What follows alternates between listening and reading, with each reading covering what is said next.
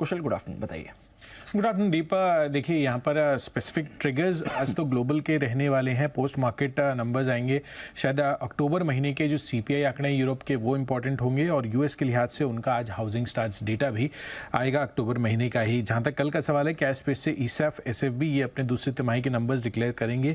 साथ ही Keynes technologies यहाँ पर बोर्ड बैठक में फंड जुटाने पर कंपनी विचार करेगी। सुपर संडे होने वाला है हमारे लिए। भारत बनाम ऑस्ट्रेलिया अहमदाबाद में फाइनल्स खेलते हुए नजर आएंगे वर्ल्ड कप का, और साथ ही सोमवार को जहां पर हम वापस लौटेंगे बाजारों में कारोबार को लेकर, तो रेट गेन ट्रैवल टेक्नोलॉजीज यहां पर क्यूआईपी के इशू प्राइस पर विचार होगा। बीएससी का investor risk reduction access platform launch होने वाला है। साथ ही TVS supply chain 50% IPO anchor lock in इसका खत्म हो जाएगा 90 दिनों का, और केन्स टेक्नोलॉजीज 1 साल का जो लॉक इन है 44% शेयर्स पर वो भी खुलता हुआ दिखेगा। एक्स डिविडेंड ट्रेड करेंगे, और फार्मा और बलरामपुर चीनी के काउंटर्स और अतुल लिमिटेड यहाँ पर इसकी जो बाईबैक इन्होंने अनाउंस की थी उसकी एक्स डेट भी सोमवार को होती हुई दिखेगी। बस अभी तो यही है। चलिए ठीक है, ज़्यादा ट्रिगर्स नहीं है।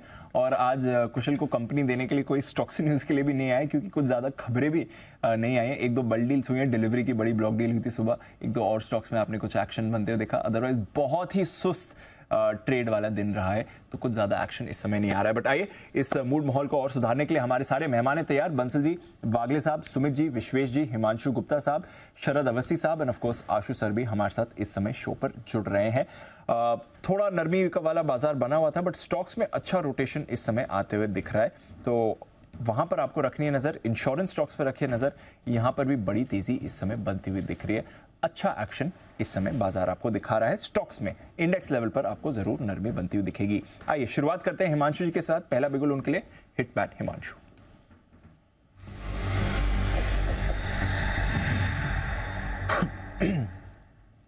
गुड आफ्टरनून हिमांशु जी, बताएं sir. Very good afternoon to you Deep, good afternoon everyone. Deep, sell side का स्टॉक एक रडार पर आया है जिसमें बिकवाली करके चलने हैं। वैसे भी स्टॉक अपने आप में मार्केट की तेजी में पार्टिसिपेट नहीं कर रहा था, और आज मुझे लगता है कि कहीं ना कहीं कुछ न्यूज फ्लो के चलते भी इस स्टॉक में वीकनेस है। मैं बात कर रहा हूँ पिरामल एंटरप्राइजेस की, पीईएल, जिसके फ्यूचर्स में बिकवाली करनी है। एक क्लियर कट राउंडिंग टॉप यहाँ पर कंफर्म होता हुआ नजर आ रहा है। इनफैक्ट एक complex head and shoulder top भी बन रहा है। मेरा मानना है कि इस स्टॉक में एक बड़ी गिरावट यहाँ के बाद देखने को मिल सकती है। शॉर्ट टर्म के लिहाज से 900, 890 ये 2 टारगेट्स के लिए पिरामल एंटरप्राइजेस के फ्यूचर्स में बिकवाली करके चलने की सलाह रहेगी। 945 का स्टॉप लगाना है, और यहाँ पर एक शॉर्ट ट्रेड इनिशिएट करके चलने की सलाह। तो ये है आपके लिए पिरामल एंटरप्राइजेस, जहां पर आपको करनी है बिकवाली। हिमांशु जी की तरफ से आ रहा है, और प्रेशर हमें इस स्पेस पे दिख भी रहा है। पूरा एनबीएफसी स्पेस ही वीक है, और पिरामल पर भी इम्पैक्ट तो आ ही रहा है। जो नए आरबीआई नॉर्म्स है उसकी वजह से कमजोरी भी आपको आती हुई दिख रही है। इस पर थोड़ी देर पे कुछ और खास रिसर्च भी आपके लिए लेकर आएंगे। एसबीआई चेयरमैन से हमने बात करी थी, क्या कुछ इंपॉर्टेंट निकल कर आया है वो भी जानना है। वरुण थोड़ी देर में हमारे साथ जुड़ने वाले हैं और वो भी हमें बताएंगे। बट एक बार बाजार के मूड माहौल पर भी राय में लेना चाहूँगा। आशु जी भी हैं हमारे साथ। आशु जी, आरबीआई का जो एक्शन आया है, बात तो चल रही थी, आरबीआई लगातार वार्निंग भी दे रहा था, अब वो सर्कुलर भी उन्होंने जारी कर दिया। अनसिक्योर्ड कंज्यूमर लोन्स, स्पेशली जो एप्स डिजिटल लेंडिंग की हो रही थी बैंक्स और एनबीएफसी की तरफ से हो रही थी, वहां पर भी रेस्ट्रिक्शन आई है। जरा इससे जो बाजार का टेक्सचर बदला है वो मैं आपसे जानना चाहूंगा सर, क्या व्यू बनता है इस समय मार्केट पे? टेक्सचर नहीं चेंज हुआ है, थोड़ा सा एक पॉज आया है, मैं इतना ही बोलूंगा। और वो भी बैंक निफ्टी में आया है कुछ कंपोनेंट्स के अंदर। बाकी मुझे निफ्टी में कोई परेशानी नहीं लगती है। ऑन द कॉन्ट्ररी, अगर बैंक निफ्टी के चलते, हमने अपने सुबह भी क्लाइंट्स को कहा कि अगर गैप डाउन अच्छा खासा मिलता है तो बिल्कुल लेना चाहिए। बैंक्स में जरूर थोड़ा सा डेंट आया, बट दीपांशु मुझे लगता है कि वो भी कंसोलिडेट हो जाएगा। मतलब it's a matter of 2-3 days, कोई बहुत बड़ी प्रॉब्लम नहीं आएगी बैंक्स के अंदर। ऑन द कॉन्ट्ररी कि बहुत बड़ी प्रॉब्लम आगे को आ जाती, ऐसे एक्शंस करके आरबीआई ने मतलब एक कंट्रोलिंग एफर्ट किया है, तो मुझे नहीं लगता कि कोई बहुत बड़ा ये नेगेटिव है। ये these kind of a controls helps the bank in the entire banking system in the long run। तो मुझे कोई ऐसी प्रॉब्लम नहीं लगती है। दीपांशु, बाजार अभी भी तेजी में है। कल भी जो उथल पुथल आपने देखी, मैं बार बार बोलता हूँ, मैं अनिल जी को ही बार बार कहता हूँ कि सारे के सारे ये जो डेटा इंटरप्रिटेशन और पीसीआर है, सबको अब सब कुछ नजर आ रहा है क्या होगा। और ऑप्शन सेलर के लिए तो लाइफ बहुत ही मुश्किल होती जा रही है। दीपांशु, कल भी कैसे 500% ऊपर, पहले कॉल्स फिर उसके बाद पुट्स, ये सब किया।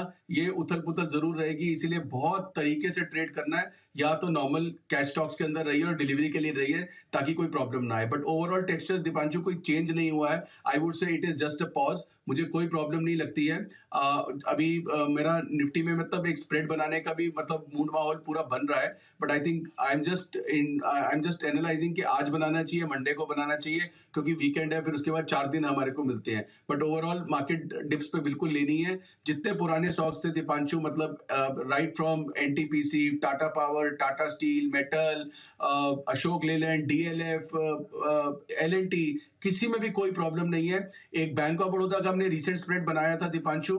अब आप देखिए the beauty of the spread. आज अगर बैंक मेरे पास कोई प्लेन वनीला फ्यूचर लॉन्ग होता या किसी तरह का होता तो कितना पैनिक आ जाता है। ये चीजें चलती रहेंगी इस मार्केट के अंदर। इसलिए इस मार्केट में अगर आपको ट्रेडर रहना है या डेरिवेटिव्स में काम करना है तो one has to participate with the extreme risk management in place. तो आई थिंक ये बहुत जरूरी है। और उस बैंक ऑफ बड़ौदा के स्प्रेड में भी दीपांशु भी ₹1 का लॉस हो रहा है। अगर आप बाकी गैप डाउन भी देखें या बाकी बैंक के चलते axis, ICI, SBI, can bank, PNB versus bank of Baroda, bank of Baroda में लीस्ट गिरावट आई है, क्योंकि उसका एक रीजन है कि उसको पहली बैड न्यूज के चलते एक बार करेक्ट हो चुका था, इसीलिए हमने उसको आइडेंटिफाई किया था। तो overall Deepanshu in the light of the market मैंने बाकी अपडेट्स भी दे दिए। मुझे किसी भी तरह की कोई प्रॉब्लम नहीं लगती है मार्केट के अंदर। निफ्टी बहुत स्ट्रांग है, बैंक निफ्टी में कोई इतना इंटरेस्ट नहीं है। देखते हैं कहां कंसोलिडेट होता है। तो I think let's leave bank Nifty for a while, but इसके चलते जितने भी मौके मिल रहे हैं निफ्टी में बिल्कुल यूज करने चाहिए। ओके, तो ये है आपके लिए एक्शन में आते हुए। इतनी परेशानी वाली बात नहीं है, थोड़ा ऊपर नीचे बनता रहेगा। इनफैक्ट आशुजी तो कह रहे हैं निफ्टी पर उनका स्प्रेड बनाने का भी मूड आ रहा है। एक बार शरद जी से भी मैं राय लेना चाहूँगा। शरद जी, गुड आफ्टरनून सर। एक बार ज़रा आप भी राय दें, और ऑफ कोर्स इम्पैक्ट आपको ज़्यादा कहाँ दिखता है इस खबर का जो आरबीआई का एक्शन है सर? मुझे लगता है एनबीएफसी पे ज़्यादा इम्पैक्ट रहेगा। बैंक का कुछ पोर्शन, प्राइवेट सेक्टर बैंक्स का ऑब्वियसली पर्सनल लोन, और पब्लिक सेक्टर बैंक्स ने भी स्पेस को काफ़ी अग्रेसिवली ड्राइव किया है पिछले कुछ समय में, जिसको हम रिटेल सेगमेंट के अंडर में देखते हैं। बट मुझे लगता है ज़्यादा इफेक्ट आपको एनबीएफसीज में दिखाई देगा। नॉर्मल पे रिवर्सल है, पहले भी यही रेट था, अभी वापस वही रेट आ गया है, तो मेरे हिसाब से कोई बहुत बड़ा चेंज नहीं है। बट हाँ, जैसा आशु जी भी बोल रहे थे, मुझे लगता है एक सेंसिबल अप्रोच है जिस तरीके से पर्सनल लोन्स और क्रेडिट कार्ड आउटस्टैंडिंग बढ़ रहे थे, क्योंकि ये पूरा अनसिक्योर्ड बुक होती है। और टायर 2 टायर 3 सिटीज़ में हमने बहुत अच्छी डिमांड देखी है, ज़्यादातर एनबीएफसीज ने वहाँ बड़ी एक्सपेंशन की है। तो मुझे लगता है वहाँ से वो थोड़ा इनसिक्योरिटी आ रही थी, तो बेटर है रादर देन एक्सीडेंट होने के कि आप थोड़ा सा प्रिवेंटिव मेजर लें। और कोविड के टाइम जो रिलैक्सेशन दी गई थी, अब मेरे हिसाब से वापस नॉर्मल रिस्क वेट्स आने में कोई इतना निगेटिव नहीं है। बट जैसा हमेशा होता है, इंटरेस्ट रेट रिवर्सल हो, चाहे इस टाइप के रिस्क वेट रीएडजस्टमेंट्स हों, जब वापस नॉर्मलसी की तरफ आते हैं पोस्ट एक पैंडेमिक, तो उसके बाद थोड़ा सा लोग एबनॉर्मली रिएक्ट करते हैं। तो मुझे लगता है टेम्पोररी एडजस्टमेंट है, मैक्सिमम 1 या 2 दिन की। उसके बाद क्योंकि पीएसयू बैंक्स में मुझे वैल्यूएशंस काफ़ी अट्रैक्टिव लगती हैं। एसबीआई हम लोग 700 साढ़े 700 रुपये के लक्ष्य लेके चल रहे हैं। प्राइवेट सेक्टर बैंक्स में ऑब्वियसली एचडीएफसी बैंक हमारी टॉप बेट है 2000-2100 रुपये के लक्ष्य के हिसाब से। और सेकंड प्रायोरिटी में एक्सिस बैंक, मेरे हिसाब से वहाँ भी आपको एक स्ट्रॉन्ग रिकवरी यहाँ से देखने को मिलेगी। बट एक आध दिन हो सकता है कि जैसे जैसे बाजार इस न्यूज़ को डाइजेस्ट करता है, थोड़ा सा नर्वसनेस रहे, बट उसके बियॉन्ड मुझे नहीं लगता कि ये इवेंट बहुत ज़्यादा कुछ इम्पैक्ट करेगा। ओके, तो थोड़ा नर्वसनेस अभी के लिए रह सकती है, but over a period of time इतना बड़ा इम्पैक्ट नहीं आना चाहिए। आज ऑफ कोर्स हम इम्पैक्ट का फुल फ्लो देख रहे हैं। सुबह से एक बार हल्की रिकवरी आई थी, बट अभी वापस सारे स्टॉक्स और इंडेक्स पर आपको प्रेशर तो बनते हुए दिख ही रहा है। आइए सुपर हिट।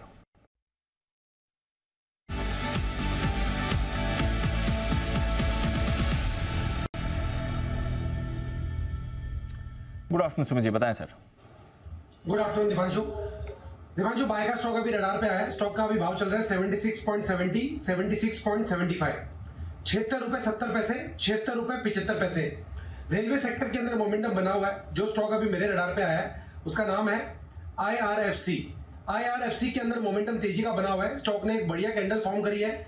आज पिछले 5-6 दिनों के हाई ब्रेक हो रहे हैं। IRFC यहां से एक बढ़िया ऊपर का मूव दिखाने को तैयार है।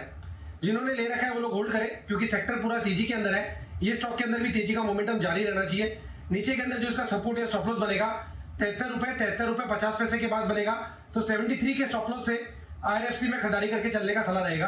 अगले हफ्ते तक इसके अंदर ऊपर में 82 रुपीज पहला टारगेट, 85 रुपीज दूसरा टारगेट, तो 73 के स्टॉप लॉस से खरीदारी करें 82 से लेके 85 तक के टारगेट्स के लिए।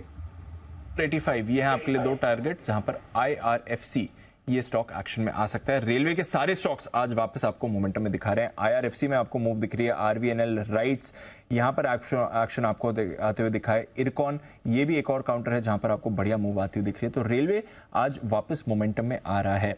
शरद जी, इसे रोटेशन के हिसाब से देखें या फिर कुछ और नए ट्रिगर्स दिख रहे हैं? सडनली रेलवे स्टॉक्स में फिर से एक्शन आ गया है सर? नहीं, मुझे लगता है लार्जली रोटेशन ही है, क्योंकि ट्रिगर तो एज इट इज है। जिस ट्रिगर पे ये पिछले 6 महीने साल भर से ऑलरेडी काफ़ी स्ट्रांगली रैली कर रहे हैं।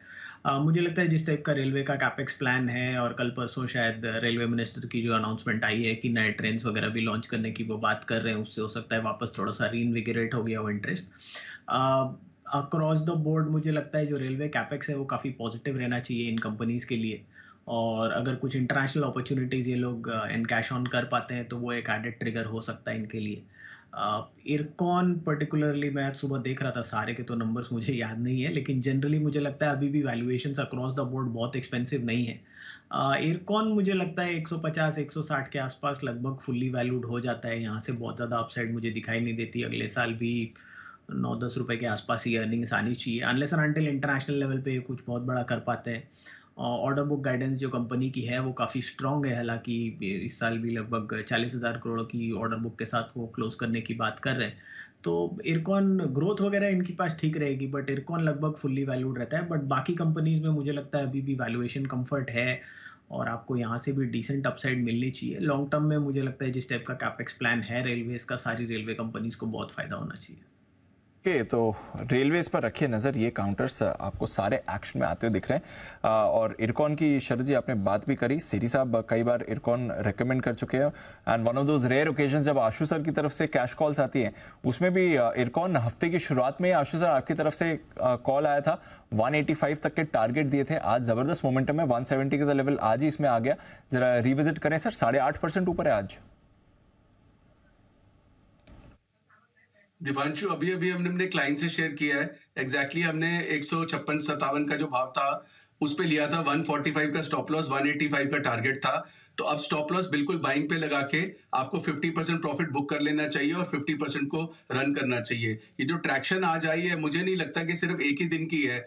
जिस तरह से अगर एक ही दिन की कोई पर्टिकुलर स्टॉक में होती है, और मुझे लगता है जैसे बाकी भी रेलवे स्टॉक्स चले हैं, तो ये रोटेशन भी हो रही है। मिड कैप्स की स्ट्रेंथ कंटिन्यू है। मिड कैप्स गिरावट में ज्यादा पार्टिसिपेट नहीं करते हैं। एट बेस्ट वो क्या होता है कि कंसोलिडेशन मोड में चले जाते हैं, जिसको हम टाइम करेक्शन कहते हैं, उसमें हुई है। तो स्ट्रॉन्ग सिग्नल है, बट आई थिंक ट्रेडिंग तो जो ट्रेडिंग का डिसिप्लिन अपना ये कहता है कि जो पैसा अपने घर आ जाए वो असली पैसा।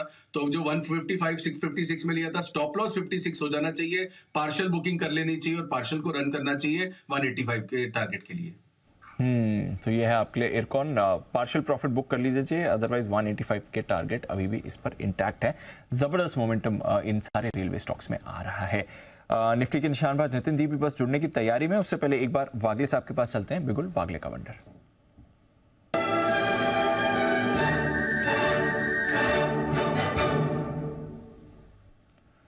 गुड आफ्टरनून वागले साहब, बताएं sir. Deepanshu good afternoon. IRCTC में एक ब्रेकआउट मुझे दिखाई देता है। 708.50 का करंट भाव है, 708.50 708 ये रेंज में बाय किया जाए। जैसे ये 710 तोड़ेगा और मोमेंटम आएगा। मेरा आज का टारगेट लगभग 725 से 730 है, या आज या मे बी एक आज और मंडे का।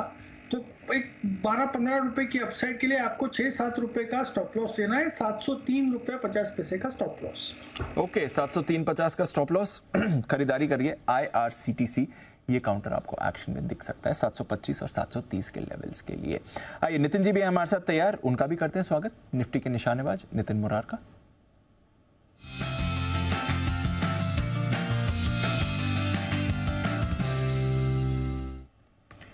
Nitin ji good afternoon sir, बताएं क्या करना है इस समय बाजार में? देखिए, इस वक्त हम 19,800 की कॉल ऑप्शन लेंगे, 90 में मिल रही है।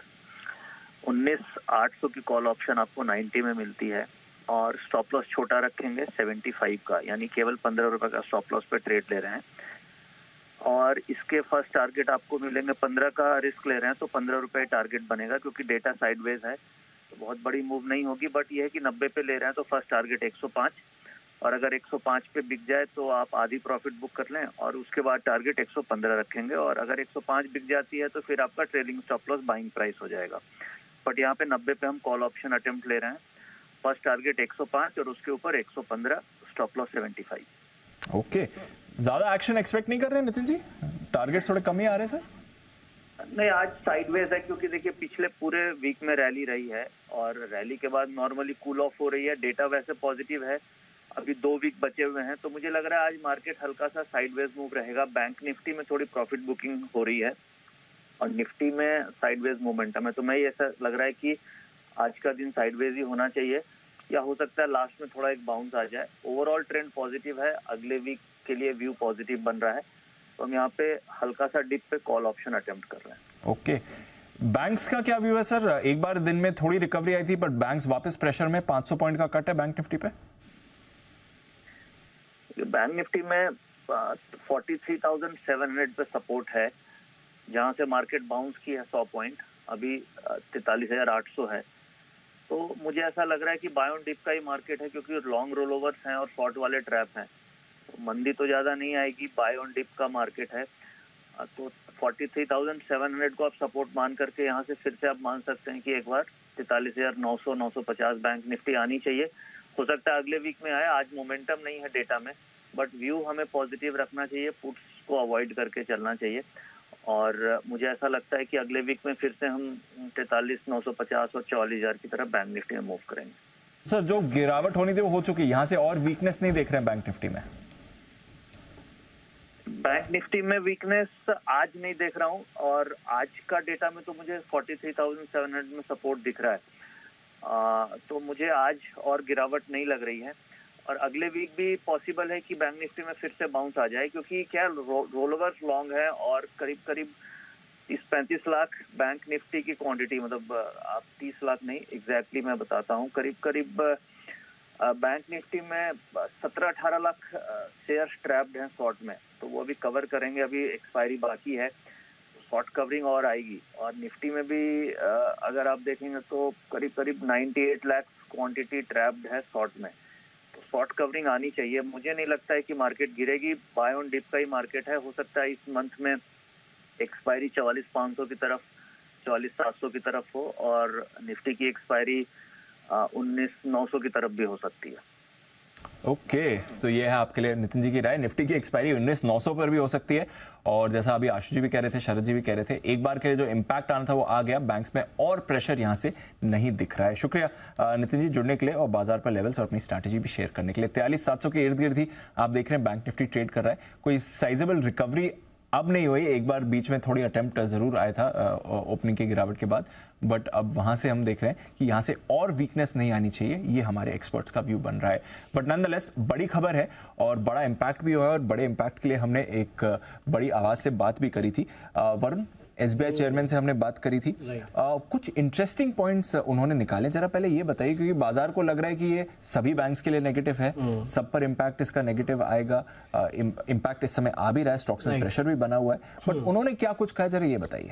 देखिए दीप, तो इसमें एक्चुअली अगर आप देखेंगे ना तो 3-4 चीज़ें हुई है, जैसे कि आरबीआई ने रिस्क वेट बढ़ाया है, पर्सनल लोन जो है उस पर रिस्क वेट बढ़ाया है, इसके साथ साथ बैंक जो एनबीएफसीज को लेंडिंग करते थे उस पर भी रिस्क वेट बढ़ाया है, तो काफ़ी सारे रिस्क वेट बढ़ाए गए हैं और हर एक चीज़ का अलग इम्पैक्ट है। देखिए एसबीआई के जो चेयरमैन है उनका कहना है कि एक तो ये सही कदम है आरबीआई की तरफ से, इसके अलावा और कुछ आरबीआई कर भी नहीं सकता था। और बेसिकली अगर आप देखेंगे तो कोविड के पहले भी 125 के आसपास का ही रिस्क वेट था, कोविड के समय इसको कम कर दिया गया था, फिर से उसी लेवल पे आरबीआई जो है इसको ले आया है। नो डाउट पर्सनल लोन को चिंता जो है आरबीआई ने जताई थी, उसकी वजह से आरबीआई ने कदम उठाया है, लेकिन इनका कहना है कि इसका इम्पैक्ट इनके CET1 रेशियो जो है उस पर होगा। टोटल अगर आप देखेंगे तो पर्सनल लोन और बाकी सब जो भी है अनसिक्योर्ड, सबका मिला के करीब 50 से 55 बेसिस पॉइंट के आसपास का इम्पैक्ट होगा। लेकिन इनका कहना है कि अभी तक इन्होंने अपने बुक्स पे जो Q2 का प्रॉफिट था और बाकी जो पैरामीटर्स थे उसको इंकलकेट नहीं किया है। अगर उसको ये जोड़ ले तो बेसिकली इनका सीईटी रेशियो जो है वो करीब 100 से 110 बेसिस पॉइंट के आसपास बढ़ सकता है, ये एसबीआई चेयरमैन का कहना है। इनका कहना है कि इंडियन बैंकिंग सिस्टम जो है वो अच्छी तरह से कैपिटलाइज है। नो डाउट इसके चलते आपका सीईटी रेशियो कम होगा, लेकिन ऐसा नहीं है कि आपको जम मार के पैसा जमा करने की यहाँ पे जरूरत पड़ेगी। इस तरह की सिचुएशन नहीं है। जिसको जैसा पैसा जमा करना होगा वो वैसा कर लेगा और उसके लिए काफ़ी पर्याप्त रूम जो है हर एक बैंक के पास है। इसका इम्पैक्ट थोड़ा बहुत आगे क्रेडिट ग्रोथ में हो सकता है, क्योंकि जो पर्सनल लोन है वो यहाँ से महंगा हो जाएगा। वो इनका साफ कहना था कि यहाँ से पर्सनल लोन के जो इंटरेस्ट रेट है वो बढ़ जाएंगे। तो जाहिर सी बात है अगर इंटरेस्ट रेट बढ़ेंगे तो थोड़ा बहुत आपको क्रेडिट ग्रोथ में कमी देखने मिलेगी, लेकिन कोई बहुत एक्सपोनेंशियल कमी होगी ऐसा नहीं है। साथ ही साथ वो जो बैंक्स एनबीएफसीज को लेंड करते हैं उसको लेके एक बड़ी चिंता थी। इनका कहना है कि इसका इम्पैक्ट एनबीएफसीज पे होगा। जाहिर सी बात है, क्योंकि बैंक्स का अगर रिस्क रेट बढ़ेगा तो बैंक सीधे सीधे पास ऑन करेंगे, एनबीएफसीज के लिए रेट बढ़ जाएगा। लेकिन साथ ही साथ उनका ये भी कहना है कि एनबीएफसीज हो सकता है कि दूसरे सोर्स ऑफ फंडिंग पे चली जाए, जैसे कि अभी बैंक से लेती है तो बॉन्ड्स पे चली जाए। तो अपना जो फंडिंग ओवरऑल जो बोरोइंग का पैटर्न है वो शायद एनबीएफसीज बदल सकती है, वो तो समय ही बताएगा। लेकिन इसका इम्पैक्ट बैंक्स पे होगा और बैंक्स के एक्चुअली नेट इंटरेस्ट मार्जिन जो है वो बढ़ेंगे, ये इनका साफ कहना था। साथ ही साथ आरओई और आरओए जो है वो भी बैंक्स के बढ़ेंगे, ये इनका साफ कहना था। तो बेसिकली ये जो बैंक्स लेंडिंग करते हैं एनबीएफसीज को, ये एक्चुअली बैंक्स के लिए पॉजिटिव है। बाकी अगर आप देखेंगे तो रिस्क वेट जो बढ़ाया गया पर्सनल लोन पे वो थोड़ा चिंताजनक है, वो थोड़ा नेगेटिव है। लेकिन अभी तक बैंक यानी कि कम से कम एसबीआई ने तो अपने बुक्स पे वो जो Q2 के प्रॉफिट और बाकी चीज़ें थी वो लाए नहीं है। उसके चलते टियर 1 कैपिटल और बढ़ेगा और ये जो आया है नियम इसके चलते 50 बेसिस पॉइंट के आसपास की कमी आ सकती है, ये इनका साफ कहना है। तो ओवरऑल इनके लिए इतना बड़ा इम्पैक्ट नहीं है, इतना बड़ा नेगेटिव नहीं है जितना हम सोच रहे हैं, क्योंकि आपके निम्स अगर यहाँ से बढ़ गए तो जाहिर सी बात है आपके आरओए आरओई ये भी बढ़ेंगे। इनके मार्जिन्स एक्चुअली इससे बढ़ सकते हैं, खराब नहीं होंगे। हाँ, वो जो बैंक्स टू एनबीएफसीज लेंडिंग करते हैं ना, उसमें अगर आपने रिस्क वेट बढ़ा दिया तो वहाँ पे तो इनके तो बढ़ जाएंगे।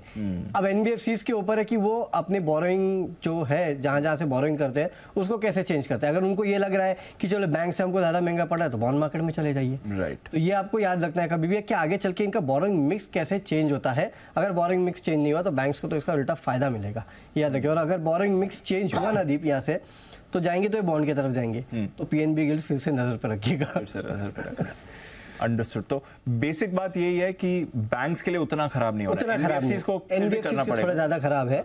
और पर्सनल लोन जो ज्यादा देते हैं उनके लिए थोड़ा खराब है, जिनके बुक्स में टियर 1 कैपिटल कम है उनके लिए खराब है। लेकिन उनके लिए भी ऐसा नहीं है दीप कि आपको अभी जाके कैपिटल रेस करना है, अच्छे खासे कैपिटलाइज है। इनफैक्ट में एक आप आरबीआई की रिपोर्ट देख लीजिए जो इन्होंने थोड़े दिन पहले निकाली थी, उसमें इन्होंने कहा था, स्ट्रेस की रिपोर्ट आई थिंक से निकाली थी इन्होंने, उसमें इन्होंने कहा था कि इंडियन बैंकिंग सिस्टम का कैपिटल काफी अच्छा है और टियर 1 कैपिटल जो है ना एवरेज 13 से 14% है।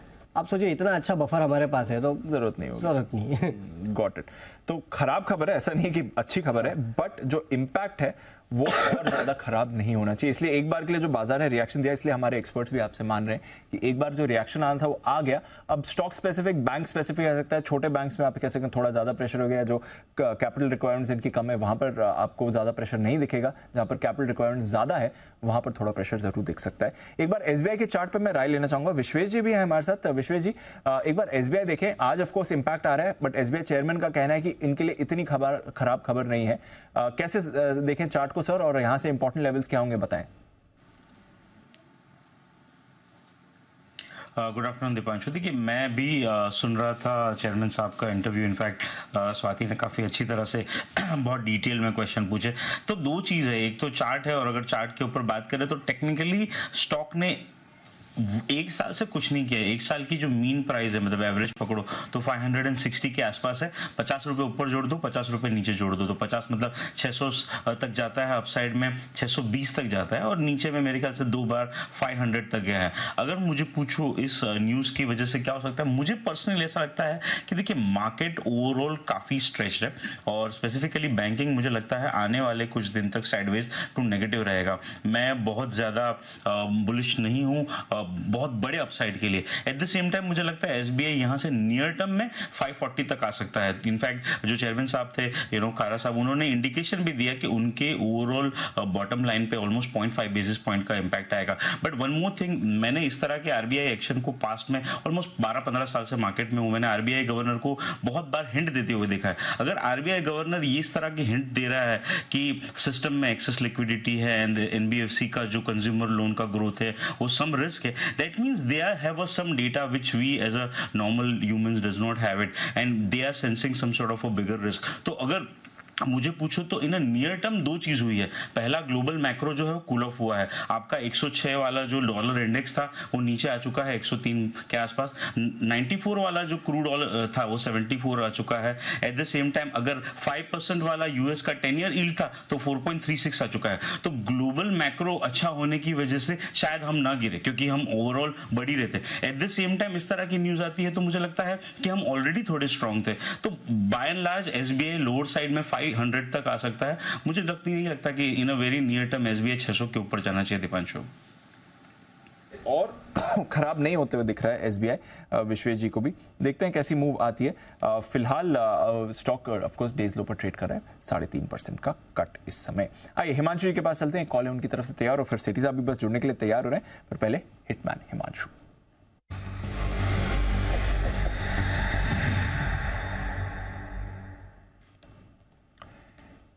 हिमांशु जी बताएं सर।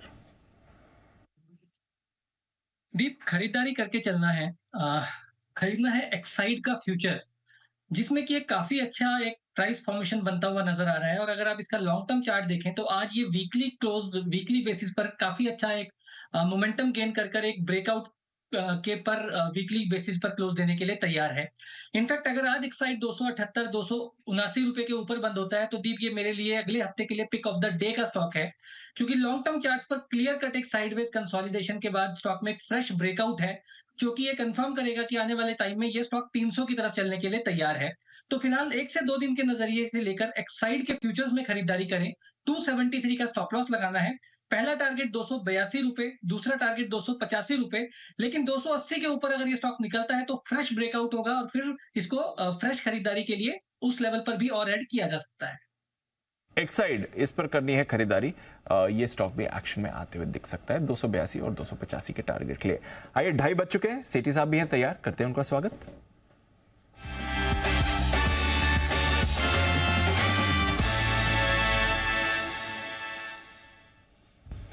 स्वागत है सेठी साहब। आज का क्या प्लान है वो तो आपसे जानेंगे, उससे पहले कुछ स्टॉक्स जो आपके रिसेंटली रेडार पर थे, रेलवेज के सारे स्टॉक्स बढ़िया एक्शन में है। इरकॉन, आरवीएनएल, राइट्स, इन सभी में अच्छी मूव आ रही है। और जेएसडब्ल्यू इंफ्रा जो अनिल जी ने भी काफी हेवीली रिकमेंड किया था आईपीओ के समय, वहां पर भी जबरदस्त एक्शन है। आज तो ऑफकोर्स खबरों का भी इंपैक्ट आ रहा है, आपके भी रेडार पर रहे, जरा इन पर पहले अपडेट दे दें एक बार सर। Good afternoon Deepanshu. बिल्कुल दीपांशु, पहले तो देखिए रेलवे स्टॉक्स पे मैं बुलिश रहा हूँ, लेकिन कल शाम का जो शो होता है बाजार आज और कल, वो इस बार सिंस ट्यूसडे को छुट्टी थी, तो क्या बोलते हैं, कल मैंने ये शो किया और कल शाम को मैंने जेएसडब्ल्यू इंफ्रा रिकमेंड किया, आरवीएनएल रिकमेंड किया, और आज दोनों में धुआंधार तेजी है। और आरवीएनएल तो 6% ऊपर है और जेएसडब्ल्यू इंफ्रा में भी खबरें थी आज पोर्ट्स की, कोई पोर्ट कर्नाटक में कोई पोर्ट का काम मिला इनको, तो उसकी वजह से उस पर भी सुबह 220 तक के लेवल्स देखने को मिले। तो दोनों में तो तेजी। और बाकी रेलवे स्टॉक से मेरा अच्छा खासा नाता रहा है दीपांशु। हाल ही में धनतेरस पे एक स्पेशल शो था धन बरसे, उस दिन भी मेरी पिक थी इरकॉन, जो मैंने 153 के लेवल्स पे धनतेरस के दिन रिकमेंड किया था, आज वो 170 पे है। और अगर आपको याद हो तो इंडो पाकिस्तान जो मैच हुआ था 14-15 अक्टूबर को था, और उसके पहले जो चूंकि वो संडे था तो 13 अक्टूबर को प्लेयर ऑफ द डे के तौर पे मैंने रेलटेल को पिक किया था 218 के लेवल पे, वो आज अभी 268 पे है। बाकी HBL power, Jupiter wagons, Titagarh wagons, सभी स्टॉक्स मैंने हाल ही में रिकमेंड किए और आज पूरी तूफानी तेजी रेलवे स्टॉक्स में है। मुझे लगता है कुछ बड़े अनाउंसमेंट्स आने चाहिए रेलवेज के लिए, या इन्वेस्टमेंट का, एक्सपेंडिचर का, कुछ तो है जो आना चाहिए, जिसकी वजह से ये सब स्टॉक्स आज बहुत ही तेजी में। तो जबरदस्त मोमेंटम में है। जेएसडब्ल्यू इंफ्रा पर रखिए नजर, आरवीएनएल, इरकॉन, रेलटेल, आईआरएफसी, ये पर भी आपको बड़ी मूव दिख रही है। सेठी साहब बताएं आज का क्या प्लान है सर? दीपांशु, आज भी 2 स्टॉक्स हैं। जो आज का पहला स्टॉक है, अगेन देखिए स्टॉक का नाम है पिट्टी इंजीनियरिंग, जो अभी 694 के लेवल्स पे ट्रेड कर रहा है। इस कंपनी में रेल लिखा हुआ नहीं है, लेकिन रेलवे सेक्टर से ये बहुत बड़ा काम इनका रेलवे सेक्टर का भी है। ये वंदे भारत ट्रेन के लिए मशीन कंपोनेंट्स, फिर ये जो इलेक्ट्रिकल स्टील लेमिनेशंस का काम करती है, उसमें एक लीडिंग कंपनी है जो ये रेलवेज के लिए करती है। तो रेलवेज से भी इसका नाता, और खाली भारत में ही नहीं, भारत में तो हम रेलवेज में कई मतलब एक एग्रेसिव एक्सपेंशन, एग्रेसिव इन्वेस्टमेंट देख ही रहे हैं। ये कंपनी नॉर्थ अमेरिका में भी जो मॉडर्नाइजेशन और अपग्रेडेशन का काम हो रहा है रेलवेज का, उसमें भी एक इनका अच्छा खासा हिस्सा है, बिकॉज ये वहां पे वेबटेक नाम की एक कंपनी है जो बिगेस्ट प्लेयर है इस मॉडर्नाइजेशन और अपग्रेडेशन में, वो इनकी कस्टमर है। तो उस तरह का इनका रेलवे से भी नाता। और बाकी ये कंपनी और भी कई सारे मशीन कंपोनेंट्स बनाती है for power sector, for renewable energy, home appliances और data center. Market client list है, सीमेंस है, एबीबी, जीई, कमेंस, फिर बीएचईएल, एलएनटी सबको कैटर करती है। और अब ईवी के कंपोनेंट्स और ईवी मोटर्स में भी कंपनी ने फोरे किया। अभी छोटा सेगमेंट है, बट वहां से बड़ी अपॉर्चुनिटीज मुझे लगता है आने वाले दिनों में इसमें देखने को मिलेगी। सितंबर तिमाही जबरदस्त नतीजे पेश किए कंपनी ने, 22 करोड़ का पैट रिपोर्ट किया, जो पिछले साल सितंबर तिमाही में 10 करोड़ का पैट था। अच्छे रिटर्न रेशियोज है, return on capital employed is 23%, return on equity is 18%। तो एक बहुत ही अच्छा स्टॉक है और वैल्यूएशंस के लिहाज से भी सस्ता है। और चूंकि इसमें रेल और वैगन वगैरह नाम में नहीं है, इसलिए ये लोगों को पता नहीं चलता कि ये रेलवे स्टॉक, रेलवे की भी बड़ा काम करती है। मुझे लगता है ये स्टॉक में भी एक अच्छी तेजी शॉर्ट टर्म में भी देखी जानी चाहिए, लॉन्ग टर्म के लिए भी अच्छा लगता है। मेरा इसमें शॉर्ट टर्म टारगेट है 750 का और स्टॉप लॉस रखना है 680 का। ओके, तो ये है आपके लिए पिट्टी इंजीनियरिंग, जहां पर आपको करके चलनी है खरीदारी, बढ़िया एक्शन में दिख रहा है। दूसरा स्टॉक बताएं सिटी साहब। दीपक, जो आज का दूसरा स्टॉक भी एक पसंदीदा स्टॉक है, कई बार रिकमेंड किया हुआ है, डेटामेटिक्स, जो अभी 600 के लेवल्स पे ट्रेड कर रहा है। ये कंपनी आईटी और बीपीओ सर्विसेज प्रोवाइड करती है। इसके अलावा data management, data analytics using robotics use करती है, artificial intelligence, machine learning, algorithms. तो इस तरह की कंपनी है। इनके कई पॉपुलर न्यू एज प्रोडक्ट्स हैं जो कि बहुत ही अच्छे, मतलब 2-4 के मैं नाम बोलता हूँ। ट्रू कैप करके एक प्रोडक्ट है जो डॉक्यूमेंट प्रोसेसिंग के लिए काफी पॉपुलर है। फिर ट्रू फेयर नाम का इनका एक प्रोडक्ट है जो कि ऑटोमेटिक फेयर कलेक्शन, जैसे मेट्रो रेलवेज है या बस ट्रांसपोर्ट सिस्टम है या पार्किंग लॉट्स है, वहां पे ऑटोमेटिक फेयर कलेक्शन में काम आता है। फिर ट्रू एआई नाम का इनका प्रोडक्ट है, artificial intelligence for data mining. तो इस तरह के फ्यूचरिस्टिक कारोबार में ये कंपनी है और कई सारे देशों में इनका प्रेजेंस है, जैसे अमेरिका है, ऑस्ट्रेलिया, यूरोप, वहां पे भी कई देशों में इनका प्रेजेंस है। इस कंपनी का एक एक्सेस फेयर्स नाम की इंटरनेशनल कंपनी है जो कि एक प्लेटफॉर्म है for premium international air fares. उनके साथ भी टाई अप किया कुछ महीनों पहले और वहां से एक बड़ा ऑर्डर भी मिला। वैल्यूएशन के लिहाज से भी सस्ता है, 17-18 के मल्टीपल पे स्टॉक है, जो कि काफी सस्ता लगता है। दमदार फंडामेंटल्स है, 21-22% के रिटर्न ऑन कैपिटल एम्प्लॉयड, एक जीरो डेट कंपनी है और एफआईएसडीआईज भी अराउंड 6.5% स्टेक ओन करते हैं, जिसमें सोसाइटी जनरल है, क्वांट म्यूचुअल फंड है। तो इस तरह की कंपनी है। मुझे लगता है इस स्टॉक को बिल्कुल करंट लेवल्स पे खरीदना चाहिए for a target of 640, stop loss of 585। 640 का टारगेट, यहां पर खरीदारी करनी है। डेटामेटिक्स और सेठी साहब के बात करते करते एक अच्छा स्पाइक भी स्टॉक में आ रहा है, 615 पर मिल रहा है। 645 तक के टारगेट के लिए यहां पर आप रख सकते हैं नजर। 585 का स्टॉप लॉस होगा। थोड़ा अगर डिप आए तो वापस एंट्री का देखें, क्योंकि रिस्क रिवॉर्ड वहां पर ज्यादा फेवरेबल हो जाएगा। पर 640 के टारगेट सेठी साहब की तरफ से आ रहे हैं। शुक्रिया सर जुड़ने के लिए और अपनी कैश कॉल शेयर करने के लिए। आइए चलते हैं पहले सुमित जी के पास और फिर वागले साहब भी तैयार हैं। पहले बिगुल सुमित का सुपर हिट।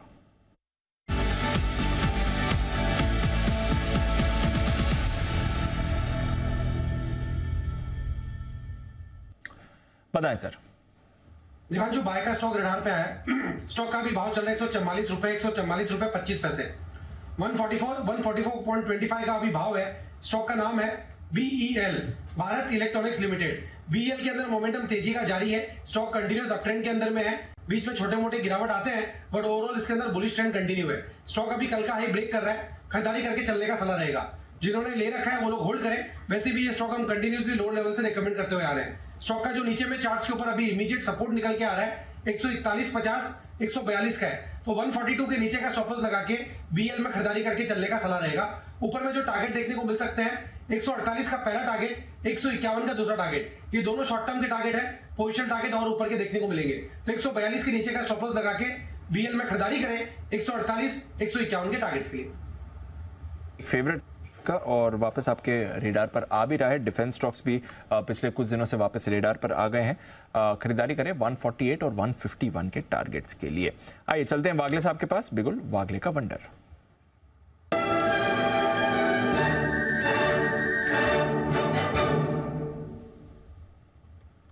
बताएं वागले साहब। दीपांशु, एक्चुअली मेरा भी स्टॉक BEL ही है। सुमित जी बाजी मार गए, पहले कवर किया उन्होंने और मैं पूरी तरह से उनके साथ सहमत हूँ। 145 45 50 के करंट भाव से लिया जाए। स्टॉप लॉस 144 के नीचे, सो ₹1.5 का रिस्क होगा और उससे भी कम हो जाएगा एवरेज करो तो। और मेरा एक ही टारगेट होगा 150, जो मुझे लगता है आज और कल में आना चाहिए। ओके, तो यह है आपके लिए BEL। कंसेंसस व्यू वागले साहब और सुमित जी दोनों की तरफ से आते हुए दिख रहा है। शरद जी, आपसे भी राय लेना चाहूंगा। BEL रिसेंटली अच्छा रिवाइवल इसमें भी आते हुए दिखा है। हालांकि ऑफ कोर्स BEL और BHEL दोनों में एक ही प्रॉब्लम आती है end of the day, execution को लेकर। बट फिलहाल क्या राय बनती है सर आपकी इस पर? देखिए, डिफेंस में यहाँ से री रेटिंग की तो गुंजाइश मुझे लगता है काफ़ी बड़ी है सारी कंपनीज में। BHEL में तो ऑब्वियसली कैपिटल गुड्स के साथ साथ वो चलेगा, बट डिफेंस में मुझे लगता है जो री रेटिंग हो सकती है, ज़्यादातर ऑर्डर बुक्स में आपको यहाँ से डबल होने की गुंजाइश दिख सकती है आने वाले समय में। तो आने वाले समय के नंबर्स में भी आपको वैसी री रेटिंग दिखेगी। BEL अभी तो जो एक्सपेक्टेशन है 14-15% की अर्निंग्स ग्रोथ पे है, तो लगभग अगले साल ₹5 के आसपास, 5-5.5 रुपये के आसपास की अर्निंग आएगी। तो उस पर 30 के मल्टीपल पे स्टॉक लगभग ऑलरेडी ट्रेड कर रहा है। तो हो सकता है अभी एक बारी फेयरली वैल्यूड लगे, लेकिन ये स्टॉक्स में मुझे लगता है कि री रेटिंग की गुंजाइश काफ़ी है कि आने वाले समय में जो नंबर्स हैं उसमें काफ़ी बड़ा रिवीजन हो सकता है, अपवर्ड रिवीजन हो सकता है। तो शॉर्ट टर्म में हो सकता है एक बारी थोड़ा सा पीक आउट हो जाए स्टॉक, लेकिन लॉन्ग टर्म के हिसाब से मुझे लगता है काफ़ी बढ़िया स्टोरी है पूरे डिफेंस स्पेस में और बहुत ज़्यादातर स्टॉक्स में आपको री रेटिंग की काफ़ी गुंजाइश मिलेगी। But as it is valuations पे मुझे देखना हो तो मुझे लगता है BEL से ज़्यादा मैं भारत डायनामिक्स पे इन लेवल्स पे बेट करना चाहूँगा। थोड़ी करेक्शन भी आई है और वहाँ ग्रोथ रेट्स कंपैरेटिवली थोड़े से शायद बेटर रहेंगे BEL से। ये है आपके लिए भारत डायनामिक्स बेटर है, बट BEL पर भी रखिए नज़र। एटलीस्ट ट्रेडिंग कॉल तो आपको लिए अच्छी आ ही रही है वहाँ पर, इस पर भी एक्शन बनते हुए दिखेगा। कुछ और स्टॉक्स हैं जहां पर एक्शन बन रहा है। पालविया साहब ने आज सुबह वरॉक इंजीनियरिंग खरीदने की राय दी थी और उनका स्टॉक देखिए 13% ऊपर वरॉक इंजीनियरिंग आपको ट्रेड करते हुए दिख रहा है। 507 के लेवल पर पालविया साहब की राय आई थी, 550 और 560 तक के टारगेट दिए गए थे। आज देखिए वरॉक इंजीनियरिंग ज़बरदस्त मोमेंटम में है। इनफैक्ट पालविया साहब का जो 550 का पहला टारगेट था उसके तो बेहद करीब हमने स्टॉक को आते हुए देखा है। 543 का हाई इसने बना दिया, तो वरॉक इंजीनियरिंग भी काफ़ी मजबूत लग रहा है। शरद जी, आपसे पूछना चाहूँगा, अगर आप कवर करते हैं वरॉक इंजीनियरिंग, टेस्ला का सप्लायर भी है और रिसेंटली बात भी चल रही है कि टेस्ला भारत से अपनी सोर्सिंग बढ़ाने भी वाला है। इलॉन मस्क साहब के भी कुछ कॉमेंट्स आए थे। आई डोंट नो उसका ट्रिगर है या वैसे भी ऑटोज तो अच्छे मोमेंटम में है, बट वरॉक पर कोई व्यू है सर आपका? देखिए, वैरॉक मैं पिछले 3-4 साल से ट्रैक कर रहा हूँ। वैरॉक में सबसे यूनिक चीज़ यही है कि बाकी सारे जितने भी लाइटिंग कंपनीज हैं ऑटोमोबाइल के, उनकी सबकी टेक्नोलॉजी टाइप्स बाहर के संग है। वैरॉक की सारी टेक्नोलॉजी खुद की डेवलप की हुई है। कुछ ना कुछ कारणों से कंपनी परफॉर्म नहीं कर पाई in terms of financial numbers, वो प्ले आउट कर रहा है। बट मुझे लगता है ये जो एक यूनिक प्रोपोजिशन है, अगर कंपनी ठीक ठाक नंबर्स पे परफॉर्म कर पाती है और टेस्ला वाला एडिशनल ट्रिगर है जो मोस्ट प्रोबेबली न्यूज़ के हिसाब से तो फास्टर रूट पे एक्सपेडाइट होना चाहिए, तो मुझे लगता है वैरॉक के लिए काफ़ी बेनिफिशियल ये डेवलपमेंट होनी चाहिए। और अगर कंपनी अपना हाउस इन ऑर्डर ला पाती है और रेगुलरली इंप्रूवमेंट ला पाती है, तो मुझे लगता है ये एक यूनिक प्रोपोजिशन है सारी लाइट कंपनीज के बीच में, क्योंकि इनकी सारी टेक्नोलॉजी सेल्फ ओन्ड है रादर देन कोई जापानीज या आउटसाइड टाई अप के। तो काफ़ी यूनिक प्रपोजिशन था, इस पोजिशनिंग थी इस कंपनी की, लेकिन कुछ ना कुछ प्रॉब्लम्स आती रही हैं पिछले 3-4 सालों में। तो अब मुझे लगता है शायद वो ज़्यादातर प्रॉब्लम्स हमारे पीछे हैं और अगर टेस्ला वाली न्यूज़ भी एनकैश होती है, प्लस ऑटोज़ में जनरली भी मुझे लगता है मोमेंटम काफ़ी स्ट्रॉन्ग रहना चाहिए, तो वैरॉक के लिए काफ़ी पॉजिटिव रह सकता है। एग्जैक्ट वैल्यूएशंस का मुझे याद नहीं है तो मैं कमेंट नहीं कर पाऊँगा। फेयर इनफ, बट एक बढ़िया मोमेंटम इस काउंटर में आपको आते दिख रहा है। इनफैक्ट हिमांशु जी भी इसे पहले रेकमेंड कर चुके हैं। हिमांशु जी, आपके भी रेडार पर रहा है और बढ़िया मूव आ रही है। अगले लेवल्स क्या होंगे वैरॉक के लिए, जरा ये बता दें सर। बिल्कुल दीप, इनफैक्ट एसपीएल मिड कैप में दीप हमने इसको 300 रुपए के नीचे भी रिकमेंड किया हुआ है लॉन्ग टर्म टारगेट्स के लिए 550 से और 600 के।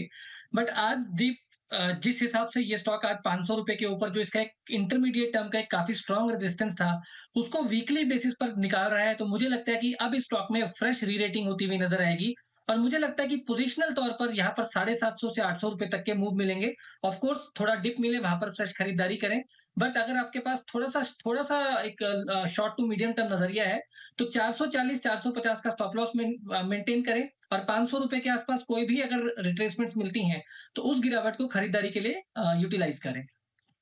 आपके लिए वेरोक जहां पर रखनी है नजर, जबरदस्त मोमेंटम आ रहा है और हमारे एक्सपर्ट्स ने रेकमेंड भी किया है। बट एक और चीज जिसने बाजार का आज मूड सुधारा है और स्पेशली स्टॉक्स में जो एक्शन आ रहा है इसकी वजह से आ रहा है, कच्चे तेल में भारी गिरावट कल शाम हमने आती हुई देखी है। कुछ समय पहले 2 महीने पहले डर था कि $100 कच्चा तेल जा रहा है, वहां से फिसलकर अब आपके लिए $80 के भी नीचे आ गया है।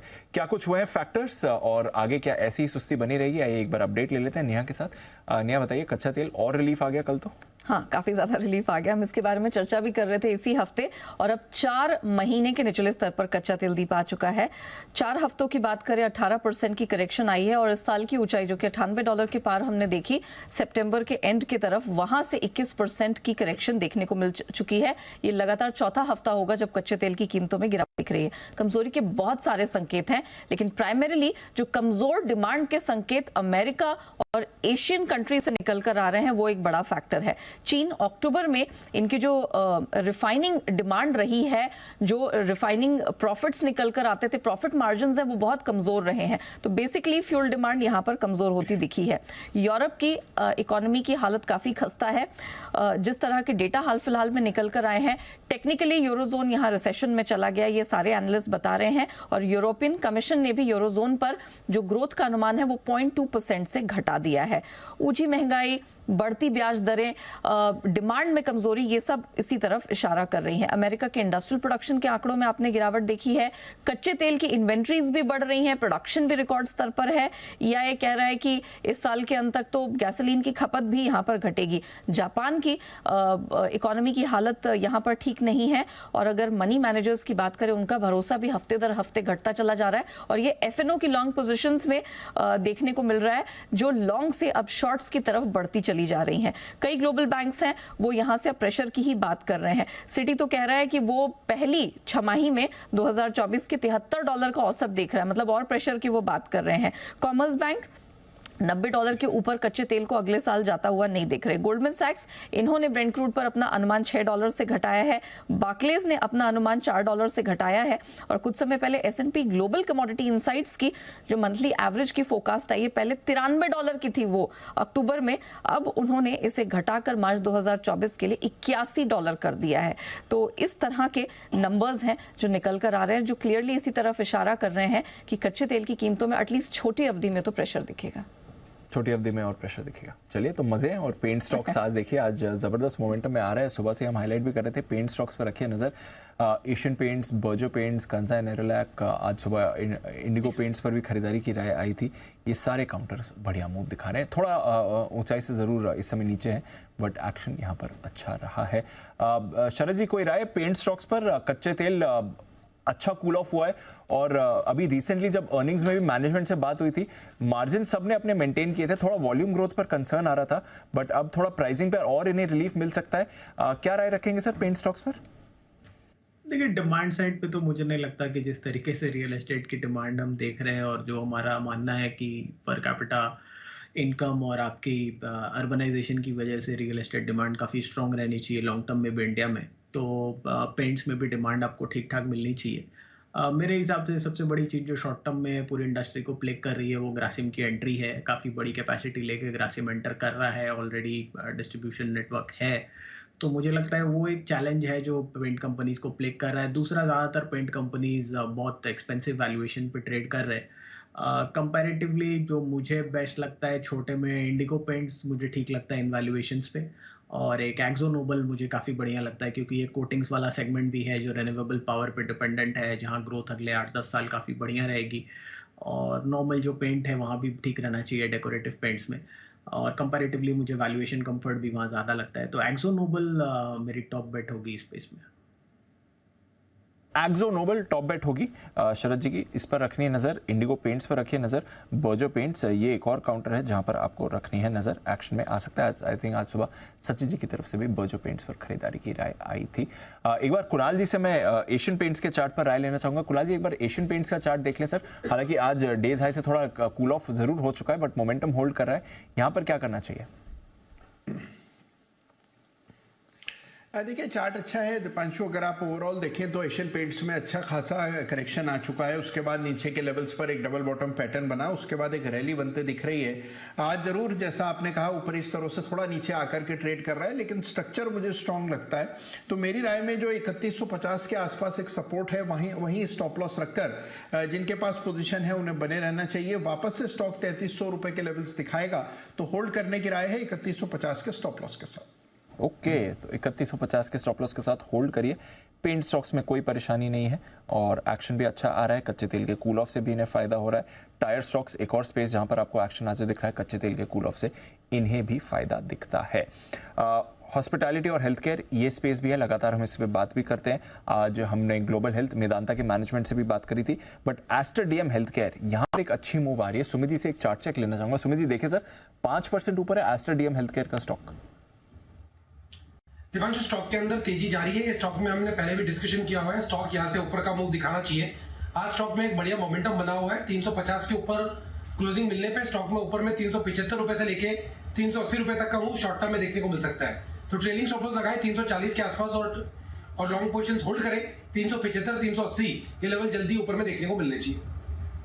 375 और 380 यानी कि यहाँ से भी और बड़े टारगेट्स आपको एस्टर डीएम हेल्थ केयर में आते हुए दिख सकते हैं। एक्शन में एक काउंटर दिख रहा है। शरद जी से भी राय लेनी है। शरद जी आज जब मेदांता के मैनेजमेंट से मैं बात कर रहा था तो काफ़ी कॉन्फिडेंस था उनका। एक तो जिस तरह से कॉस्ट मैनेजमेंट हो रहा है, दूसरा जिस तरह से एक मेडिकल टूरिज्म बढ़ रहा है। इनफैक्ट डॉक्टर त्रेहान का तो कहना था अगले कुछ सालों में उन्हें लग रहा है डबल हो जाएंगे फुटफॉल्स इंडिया में मेडिकल टूरिज्म को लेकर, और एक्सपेंशन भी काफ़ी अच्छी पेस पर चल रहा है। आज ग्लोबल हेल्थ भी अच्छे मोमेंटम में। हॉस्पिटल स्पेस में आपकी कहाँ नजर रहेगी सर? और देखिए फ्रंटलाइन स्टॉक्स में मुझे लगता है अपोलो थोड़े दिन पहले हम लोगों ने रिकमेंड तो किया था, बट अच्छा मूवमेंट बहुत जल्दी आ जाता है तेजी के बाजार में। तो मुझे लगता है फ्रंटलाइन स्टॉक्स में अपोलो अभी भी ठीक ठाक है। अगले 2-3 साल ग्रोथ काफ़ी रैपिड रहनी चाहिए। और जैसा आप बोल रहे हैं बिल्कुल सही है कि टूरिज्म भी है और जो डोमेस्टिक भी एक्सेप्टेंस है विद इंश्योरेंस एंड एवरीथिंग, मेरे हिसाब से वहाँ पे पिकअप काफ़ी स्ट्रॉन्ग है। और ज़्यादातर हॉस्पिटल्स में कैपेक्स काफ़ी स्ट्रॉन्ग है। वैल्यूएशन वाइज अगर आप कंफर्ट खोज रहे हैं तो मुझे लगता है नारायणा में अभी भी सबसे ज़्यादा कंफर्ट है वैल्यूएशन वाइज। और मेरे हिसाब से एक ऐसा फेथ बहुत बड़ा रोल प्ले करता है, तो मेरे हिसाब से नारायणा में वो फेथ स्ट्रक्चर भी है कि अब नॉर्मल कुछ बिलिंग स्ट्रक्चर वगैरह नहीं रहेगा वहाँ पे। और बाकी मेरे हिसाब से ग्रोथ के हिसाब से और जैसा टर्न अराउंड आपके हेल्थ केयर वगैरह ने जिस टाइप से टर्न अराउंड किया है, वो एक टिपिकल कॉम्बिनेशन है हॉस्पिटल और एक फाइनेंशियल अवेयरनेस का। तो वहाँ मुझे लगता है कि वो लोग काफ़ी अवेयर हैं अपने फाइनेंशियल्स को लेके, और जिस तरीके से वो एक टर्न अराउंड कर रहे हैं लगातार कम बैंक हॉस्पिटल्स को टेक ओवर करके, वो काफ़ी काबिल तारीफ चीज़ है। तो वहाँ पे मुझे लगता है कि री रेटिंग काफ़ी हो सकती है। प्लस जो एक चीज़ हो रही है छोटे हॉस्पिटल्स में या मझोले साइज़ के हॉस्पिटल्स में कि अभी जो उनका कैपेक्स है वो बहुत बड़ा है compare to current size, but अगले साल 2 साल के बाद आपको जो कैपेक्स मिलेगा वो एग्जिस्टिंग ऑपरेटिंग बेड्स के कंपैरिजन में उतना बड़ा नहीं होगा कि 3 गुना हो रहे हैं या डबल हो रहे हैं। तो बेसिकली जो ऑपरेशनल बेड्स हैं उनको 2 से 3 साल लगते हैं नई कैपेसिटीज़ को स्टेबलाइज होने में और जो ऑक्यूपेंसी है उसको डिसेंट लेवल पे आने में। तो मुझे लगता है वहाँ पे वो 2-3 साल में एक मैच्योर बिजनेसेस हो जाएंगे और ज़्यादातर जगह पे ग्रोथ काफ़ी अच्छी रहेगी। फ्लिप साइड पे यही है कि हो सकता है कुछ जो छोटे स्टॉक्स हैं वो काफ़ी महंगी वैल्यूएशन पर ट्रेड कर रहे हैं। एस्टर डीएम कंपैरेटिवली काफ़ी अट्रैक्टिव वैल्यूएशंस पे है। एक दुबई वाली भी उनकी प्रॉपर्टी हॉस्पिटल है जहाँ से उनको काफ़ी अच्छा काम मिल रहा है। तो मुझे लगता है अगर टॉप लेना हो तो फ्रंट लाइन में ऑब्वियसली अपोलो हॉस्पिटल्स होना चाहिए। छोटे में एस्टर डीएम हेल्थ केयर एक डिसेंट बेट है यहाँ के लिए आगे बढ़ने के लिए। और अगर आप री रेटिंग का एक कैंडिडेट खोज रहे हैं तो मुझे लगता है हेल्थ केयर ग्लोबल और मैक्स हेल्थ केयर, वहाँ पे काफ़ी बढ़िया अपॉर्चुनिटीज आपको आने वाले समय में मिल सकती है। ये आपके लिए पूरा हेल्थ केयर और डायग्नोस्टिक स्पेस पर राय शरद जी की तरफ से आती हुई, और ये पूरा स्पेस ही काफ़ी एक्टिव है। ग्लोबल हेल्थ जहाँ पर हमने मैनेजमेंट से बात करी थी, वहाँ पर भी आपको एक अच्छी मूव आ रही है। PCBL, इस पर भी रखिए नज़र, कल हमने हाईलाइट भी किया था, इस पर एक बढ़िया ब्रोकरेज रिपोर्ट भी आई थी और खरीदारी की राय आ रही थी। उसके बाद आज फिर से मोमेंटम में आ रहा है, इनफैक्ट आज और बढ़िया मूव आई है, 8.5% ऊपर PCBL आपको दिख रहा है। एक बार बंसल जी से इसके चार्ट पर राय लेना चाहूंगा। बंसल जी जरा देखें सर, कल भी अच्छे मोमेंटम में था, आज तो और बढ़िया मोमेंटम है PCBL, यहाँ पर क्या राय होगी सर? दीपांशु क्लियरली यहाँ पर होल्ड की राय है और स्टॉक को दीपांशु मैं और कुणाल जी 110 115 के अराउंड 10 की कमाई में रिकमेंड करते थे। सारे टारगेट्स ओवरशूट हो गए हैं और एक बड़ा अपमूव देखने को मिल रहा है। नियर बाय कोई स्टॉप लॉस नहीं है, जिनके पास है होल्ड करें। मार्केट की वीकनेस में 222 223 222 223 के अराउंड करेक्शन में मिलता है, तो अच्छे स्तर हैं, उन स्तरों के अराउंड खरीदारी की राय होगी। ओके, तो थोड़ा डिप पे मिले तो अच्छी इस तरह खरीदारी के लिए, बट स्टॉक बढ़िया मोमेंटम में 2 दिनों में जबरदस्त रफ्तार इस स्टॉक ने पकड़ी है। हटाइए, अनिल जी भी हमारे साथ शो में तैयार, थोड़ा डिले हो गया। अनिल सर ऑफ कोर्स जैसे आप सब जानते हैं सुबह बात भी हो रही थी, न्यू दिल्ली में है। और सर वेलकम, थोड़ा बाजार संभालने की कोशिश कर रहे हैं आपकी एब्सेंस में। इंडेक्स लेवल पर कुछ ज्यादा एक्शन नहीं हो रहा, जहां सुबह के लेवल से इनफैक्ट बैंक निफ्टी अभी थोड़ा और कमजोर हुआ है, 43,600 के नीचे अभी अभी आया सर। बट स्टॉक्स में जबरदस्त एक्शन आ रहा है, मिड कैप स्मॉल कैप अच्छी मूव में है, फार्मा है, ऑटो है, हेल्थ केयर स्टॉक्स हैं, ऑयल मार्केटिंग है, पेंट्स हैं, सब में अच्छी मूव आ रही है। रेलवे और डिफेंस भी अच्छा मूव दिखा रहे हैं, तो थोड़ा स्टॉक स्पेसिफिक एक्शन बन रहा है। इंडेक्स पर सुस्ती छाई हुई है सर। बिल्कुल दीप, और इंडेक्स लेकिन अपने सपोर्ट लेवल के आसपास से 19,675 19,700 स्ट्रॉन्ग सपोर्ट जोन है। और जो अगर डेटा भी आप देखें 2:30 बजे के डेटा में, आप थोड़ा लेट हो गए हो लेकिन मैं भी आपको बता दूं, वहाँ पर 19,700 के पुट पर 82 lakh share highest open interest है। और आज का लो भी सुबह का जो 19,675 के आसपास का, तो आई थिंक ये लेवल्स होल्ड होंगे। डाउ फ्यूचर्स आपको सपोर्ट कर ही रहा है, 70 पॉइंट ऊपर है, तो मुझे नहीं लगता है कि कोई बहुत खास ऐसी दिक्कत वाली बात है। तो अगर बचे हुए समय में 19,675 19,700 के आसपास आप खरीदारी करना चाहें तो वो एक अच्छा लेवल हो सकता है। और ऊपरी स्तरों पर जिस तरह की पोजीशन बनी है, 19,800 के पार निकलना भी मुश्किल होगा। तो 19,775 19,800 अगर आप मिलता है तो वहाँ प्रॉफिट बुकिंग करके इंतजार कर सकते हैं वापस से नीचे के लेवल का। तो बड़ा मुंह कोई दोनों में से एक तरफ किसी तरफ आए ऐसा डेटा दिखा नहीं रहे। जहाँ तक बैंक निफ्टी का सवाल है, बैंक निफ्टी कंपैरेटिवली थोड़ा कमजोर है। आज सुबह से हम ये बात कर भी रहे थे कि अगर तेजी करने का मन हो तो निफ्टी में, और मंदी करना है तो आपको बैंक निफ्टी में ही करना है, और कमोबेश वैसे ही ट्रेड होता दिख रहा है। दीप, मुझे ऐसा लगता है जहाँ पर अभी आप हैं बैंक निफ्टी पर 43,575, आप क्लोजिंग बेसिस पे इसके नीचे नहीं जाएंगे। पूरी संभावना इस बात की कि आप क्लोजिंग 43,600 के आसपास या इसके ऊपर ही देखते हुए, वर्स्ट के सिनेरियो में भी आप 43,500 के नीचे, यानी कि क्लोजिंग बेसिस पे आपको 500 पॉइंट से ज़्यादा की रिस्क मुझे माफ़ कीजिएगा 75 पॉइंट से ज़्यादा की रिस्क मुझे दिख नहीं रही है। तो बैंक निफ्टी भी अपने इंपॉर्टेंट लेवल के आसपास है, जो कि 43,500 43,600 की रेंज में जो सपोर्ट है एग्जैक्टली उसी के आसपास है। अब बड़ा सवाल है कि क्या अभी खरीदे, चूंकि अब बचे हुए आपके पास 25 से 35 मिनट ही है आज के लिए, तो आज के लिए ट्रेड लेना थोड़ा सा समय कम है। और रहा सवाल सोमवार के लिए, तो मेरा ये समझना है कि अगर हल्की फुल्की खरीदारी आप करना चाहें सोमवार के लिहाज से, तो 19,675 का इंतजार करें और बैंक निफ्टी पर 43,500 43,600 की रेंज में हल्की फुल्की खरीदारी कर सकते हैं। ये आपके लिए ठीक रहेगा जी।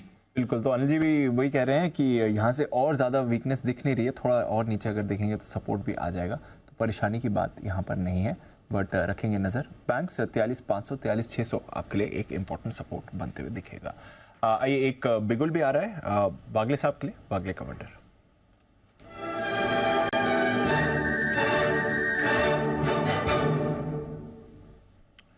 बताएं वागले साहब।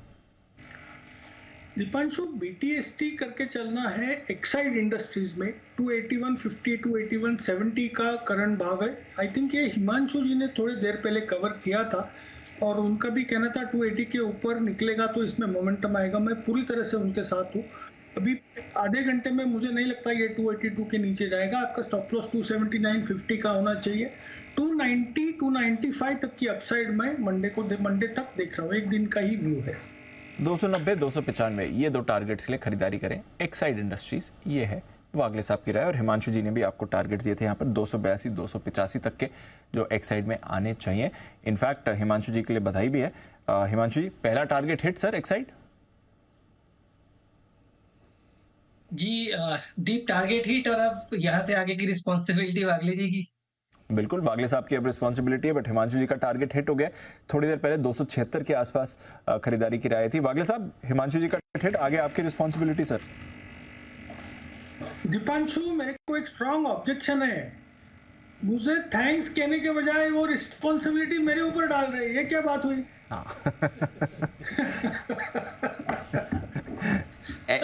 ये हिमांशु जी, ये इसमें नहीं व्हाट सॉरी, वागले साहब जो हिमांशु जी बोल रहे हैं वो सही है, एकदम ठीक है। आगे की जिम्मेदारी आपकी। एक तो आपकी जिम्मेदारी दो वजह से बनती है। एक तो ये कि आप सबसे बुजुर्ग है, नहीं, एक तो आप बुजुर्ग है सबसे, इस वजह से आपकी जिम्मेदारी बनती है। और दूसरा, ये परंपरा मैंने ही शुरू की है, क्योंकि मेरा स्टॉक कोई अगर रिकमेंड करता है, मेरा टारगेट के नजदीक आ जाता है, फिर मैं आगे जिम्मेदारी दे। तो हिमांशु जी, ये मेरे से सीखे ना आप। जी अनिल जी, सब कुछ आपसे सीख रहे हैं। हाँ, तो अब तो वागले साहब को बोलो मैं अपना सॉरी वापस लेता हूँ। वागले जी, सॉरी वापस, रिस्पॉन्सिबिलिटी आपकी। जी वागले साहब। अनिल जी, रिस्पॉन्सिबिलिटी मैं पूरी ले रहा हूँ। मेरे को ये कॉल में कॉन्फिडेंस है। 280 के ऊपर तो रिस्क टू रिवॉर्ड बहुत ही अच्छा बैठ रहा है। 2-2.5 रुपए का रिस्क है, ऊपर में कम से कम 7 से 10 रुपए या मे भी 11 रुपए का अपसाइड है। अगर मंडे की बात करेंगे तो वो तो मैं ले चुका हूँ। एक सिर्फ नोट ऑफ थैंक्स चाहिए, बाकी कुछ नहीं। बात सही है, यहाँ पर आप एकदम सही है। आप जिम्मेदारी ट्रांसफर करें, लेकिन हिमांशु जी, आपने जिम्मेदारी धन्यवाद दे के ट्रांसफर नहीं की। वो ऑब्जेक्शन जो वागले साहब का, वो सही है। पहले धन्यवाद दे, सॉरी बोले और फिर आगे बढ़े। जी मैंने तो सॉरी पहले ही बोल दिया था, अब सॉरी भी और थैंक यू भी एक साथ। चलिए, नो, वागले साहब इज हैप्पी। ओके वागले साहब, देखा, आपको 2 बार सॉरी बुलवाया मैंने हिमांशु जी से, आपके लिए। Thank you Anil ji, thank you. मैं आपको 2 बार थैंक यू बोलता हूँ। दीप जी। बिल्कुल सर, आइए, कुशल भी है हमारे साथ तैयार। एक्साइट की बात चल रही है, ऑटो स्टॉक्स फोकस में है ही। टीवीएस मोटर्स, इसमें आज बड़ी मूव आई है, 4% ऊपर है, ऑलरेडी लाइफ हाई पर है, लाइफ हाई से और ऊपर गया है। क्या है खबर का ट्रिगर? वैसे तो पूरा ऑटो पैक मूव कर रहा है, बट टीवीएस के लिए कुछ खबर का भी ट्रिगर है, समझते हैं कुशल के साथ। कुशल बताइए टीवीएस। बिल्कुल, तो दीपांशु, यहाँ पर सिनेरियो ये बन रहा है कि मिड नून तक तो लोगों को शायद उतना इंपॉर्टेंस इसका समझ नहीं आया था कि कल के दिन में जिस तरह का खबर आती हुई दिखी कि यूरोप मार्केट में इनकी एंट्री हो गई है, पर अब आप देखिए ऑलमोस्ट 4% तक का दमदार उछाल इसमें आता हुआ नजर आ रहा है। अब इसमें खबर यह है कि एमिल फ्रे, इसके साथ इन्होंने करार किया है और स्ट्रेटेजिक करार है ये, यहाँ पर यूरोपियन मार्केट्स में एक्सपैंड करने के लिए, और इसी के साथ, इस करार के साथ ही टीवीएस मोटर की यूरोपियन मार्केट्स में एंट्री हो गई है। अब ये एंट्री जो हुई है, इसके अंतर्गत कंपनी जो है ये एमिल फ्रे यूरोप, ये जो है प्रोडक्ट्स जितने भी टीवीएस मोटर्स के हैं, काफ़ी सारे प्रोडक्ट्स थे, मैंने जब देख रहा था इसमें, तो उसमें इसको इंपोर्ट करेगी और साथ ही डिस्ट्रीब्यूशन का काम भी इनका ही रहने वाला है। अब ये मैं आपको बता दूं, एमिल फ्रे काफ़ी बड़े रूप में यूरोप में इनका एक्सपेंशन किया हुआ है, 100 साल की लेगेसी है, तो एक बहुत बड़ा ग्रुप के साथ टीवीएस मोटर्स ने यूरोप में टाई अप किया है। इसके अंतर्गत 13 यूरोपियन देशों में इनकी ऑलरेडी नेटवर्क बनी हुई है और 30 से ज़्यादा ब्रांड्स जो है वो ऑटोमोटिव प्रोडक्ट्स की ये बिक्री ऑलरेडी करते हैं। तो एक बड़ा एक्सपेंशन नेटवर्क आपको साफ तौर पर इस स्ट्रेटेजिक करार के अंतर्गत टीवीएस मोटर को मिलता हुआ नजर आ रहा है। और जनवरी 2024 से ही, यानी कि आप कह सकते हैं कि अगले 1-1.5 महीने में ही यहाँ पर यूरोपियन मार्केट्स में ये अपने पैर पसारने शुरू कर देंगे। तो जाहिर सी बात है कि यहाँ पर यूरोपियन मार्केट्स को लेकर भी काफ़ी अच्छा इंपैक्ट आता हुआ दिखेगा आगे चलकर टीवीएस मोटर्स की 2 व्हीलर टॉप लाइन में।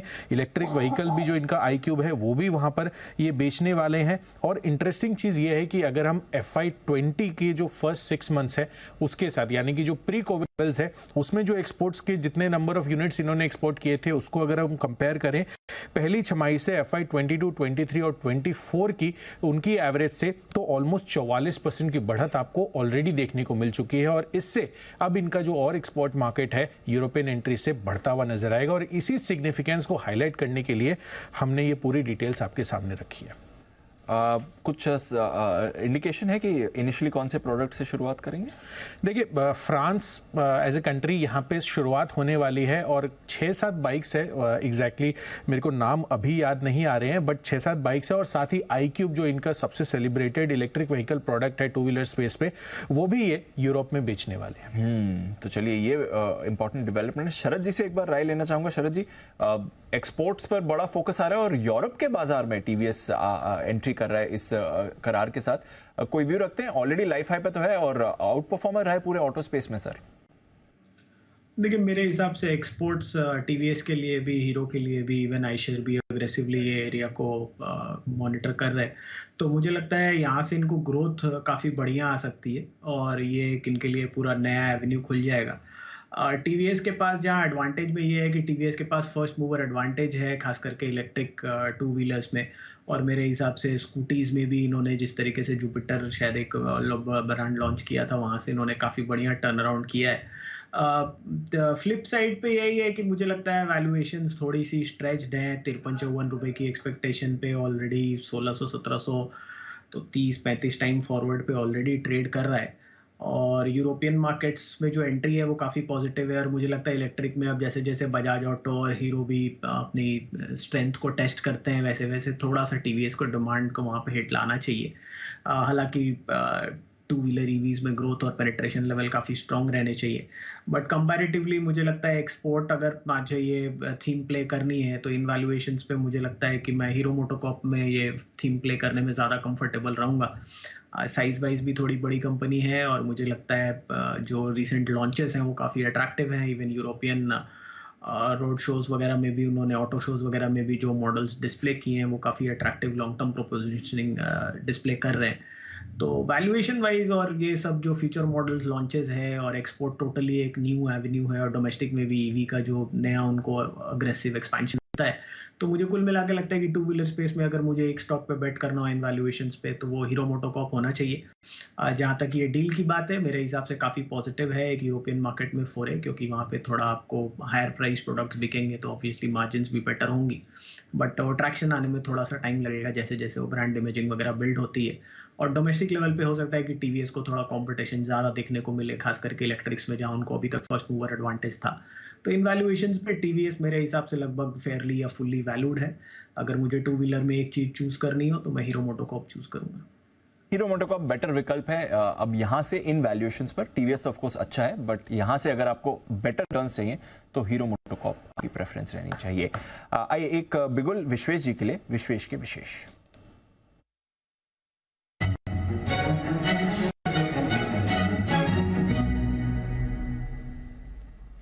बताएं विश्वेश जी। दिवांशु ऑलमोस्ट 3 बजे के आसपास है और कहीं ना ऐसा लग रहा है कि बैंक निफ्टी का क्लोजिंग जो है वो सब्सटेंशियली वीक माना जाएगा। In fact end of the day chart पे गैप है। अगर आप इसको कैंडलस्टिक पैटर्न में देखोगे तो बेरिश माना जाएगा। Almost lower level of the day पे क्लोज हो रहा है, मतलब अभी आधा घंटा पेंडिंग है, रिकवरी बहुत ज़्यादा एक्सपेक्टेड नहीं कर रहा हूँ मैं। तो any close below 43,700 in my opinion उसको वीक माना जाएगा। और अगर आपको याद हो तो 43,700 19 अक्टूबर के बाद में हमने सडन फॉल देखा था, तो ये लेवल जो था ये काफ़ी पिवटल लेवल था। यहाँ से रिजेक्शन मेरे हिसाब से अच्छा नहीं माना जाएगा। तो स्लाइटली कॉन्ट्रारियन ट्रेड है, कंजर्वेटिव, क्योंकि इतने सारे बाय ट्रेड ले रहे हैं तो मुझे लगता है एक नेगेटिव ट्रेड भी ले सकते हैं। 43,800 का 22 नवंबर का पुट ऑप्शन 325 के आसपास मिल रहा है और बैंक निफ्टी का इस पर्टिकुलर एक्सपायरी का 22 नवंबर की एक्सपायरी का जो पीसीआर है 0.55 के आसपास है। मतलब ओवरऑल आज के दिन में ह्यूज कॉल राइटिंग देखी गई है और इनफैक्ट अगर कॉल राइटिंग देखें तो 7 करोड़ शेयर कॉल में है और comparatively only about 4 crore share put में है, जिसमें से आज के दिन में 4 करोड़ शेयर ऐड हुए हैं। मेरा ये मानना है ये एग्रेसिव डायरेक्शनल राइटिंग है और बैंक निफ्टी का वीकली क्लोज जो है वो नेगेटिव आ रहा है after a 2 week of pull back. तो शायद पुल बैक थोड़ा सा हो सकता है इंडियन मार्केट्स में। तो यहाँ पे अगर 43,800 का पुट ऑप्शन करंट भाव पे खरीदे विच इज 325-330 के आसपास, स्टॉप लॉस 230 का रिकमेंड होगा 100 रुपीज का। और मुझे लगता है अगर मार्केट थोड़ा सा पुल बैक करता है तो उस सूरत में 460 और 580 ये दो टारगेट हो सकते हैं बैंक निफ्टी के 22 नवंबर के 43,800 के पुट ऑप्शन में। ये है आपके लिए 22 नवंबर का बैंक निफ्टी का पुट ऑप्शन खरीदें आप। यहाँ पर राय आपके लिए आती हुई 43,800 का पुट ऑप्शन खरीदना, in the money put option खरीदना चाहते हैं विश्वेश जी, यानी कि आज की क्लोजिंग से थोड़े से निराश हैं, यहाँ से और नीचे जाने के चांसेस आपको दिख रहे हैं। आइए CLSA की तरफ से सीमेंट कंपनियों पर बड़ी इंटरेस्टिंग रिपोर्ट आई है, आइए इस रिपोर्ट की जानकारी लेते हैं और देखते हैं कि क्या CLSA का कहना है इस रिपोर्ट को लेकर। हमारे साथ मेरे ख्याल से कौन जुड़ा है,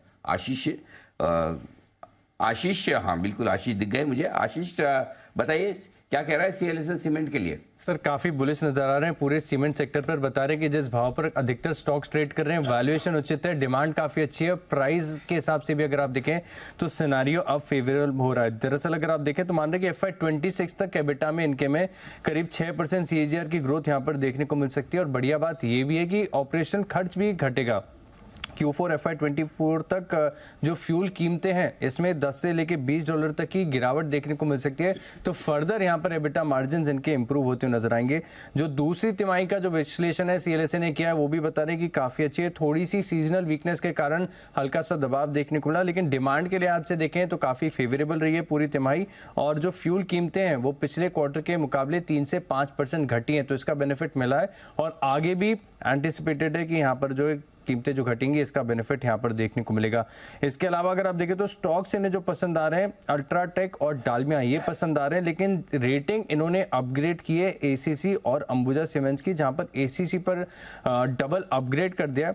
हालांकि टारगेट प्राइस अगर आप देखें तो थोड़ा सा एडजस्ट किया, 2100 से घटाकर 2085 कर दिया, लेकिन अंबुजा सीमेंट्स यहाँ पर बुलिश है, यहाँ पर भी रेटिंग को अपग्रेड किया और टारगेट प्राइस इन्होंने 395 रुपये से बढ़ाकर करीब 435 कर दिया।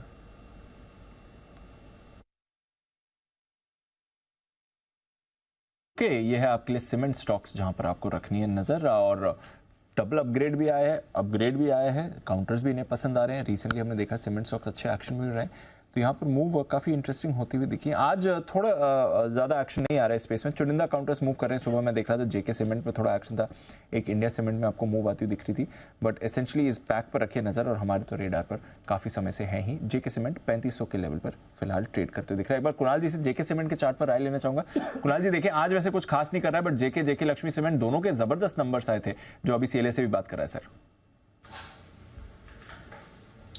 देखिए दीपांशु, मुझे सीमेंट स्टॉक्स के चार्ट्स काफी अच्छे लग रहे हैं और उसमें JK सीमेंट मुझे लगता है चार्ट पर बहुत अच्छा एक ब्रेकआउट हुआ था पिछले सप्ताह, और इस सप्ताह भी आप देखिए बाजार की वॉलिटिलिटी में स्टॉक बिल्कुल होल्ड कर रहा है, तो मुझे लगता है स्ट्रेंथ है इसमें। बाजार जैसे ही संभलेगा इसमें वापस से तेजी बनती दिखेगी। जिनके पास पोजीशन है बिल्कुल बने रहें, एक रिवाइज स्टॉप लॉस अब 3400 पर रख लें। मुझे लगता है कि 3700 इसके लिए पहली मंजिल होगी। ओके, तो 3700 के लेवल्स यहाँ पर आपको आते हुए दिख सकते हैं। नजर रखिए JK सीमेंट यहाँ पर एक्शन आ रहा है और पूरा सीमेंट बास्केट ही काफ़ी एक्टिव है। इंश्योरेंस स्टॉक्स में भी बढ़िया तेजी बन रही है। HDFC लाइफ आज सुबह रेकमेंड हुआ था एक्सपर्ट्स की तरफ से, SBI लाइफ पर आपने बड़ी मूव आती हुई देखी थी। ICICI लोम्बार्ड ये चार्ट भी सुबह से काफ़ी एक्टिव है और अभी भी एक्टिव बना हुआ है, इस पर भी रखनी है एक बार के लिए नज़र। एक बार कुणाल जी से ICICI लोम्बार्ड के चार्ट पर राय लेना चाहूँगा। कुणाल जी देखें ICICI लोम्बार्ड अच्छे मूड में है सर। देखिए पूरा इंश्योरेंस स्पेस मोमेंटम दिखा रहा है और ICICI लोम्बार्ड में काफी अरसे बाद दीपांशु एक ब्रेकआउट हुआ है। एक पैटर्न भी यहाँ पर बना है जिसको inverse head and shoulder pattern कहते हैं। 1400 के ऊपर ये ब्रेकआउट कायम हुआ है और मुझे लगता है कि 1550 तक जाने की इसमें ताकत है। तो अगर ये स्टॉक थोड़ा बहुत नीचे कूल ऑफ में आपको सोमवार को आज मिल जाए तो फिर बाय करके चले, थोड़ा पेशेंस रखें, तो मुझे लगता है ये स्टॉक 1550 1570 के लेवल्स दिखा सकता है। ओके, ये है आपके लिए ICICI लोम्बार्ड, इस पर रखिए नजर, पूरे इंश्योरेंस स्पेस पर रखिए नजर, आज इनके लिए अच्छा दिन है। HDFC AMC ये एक और काउंटर है जहां पर आपको रखनी चाहिए नजर। यहां पर भी एक इंटरेस्टिंग मूव अभी अभी आपको बनते हुए दिख रहा है।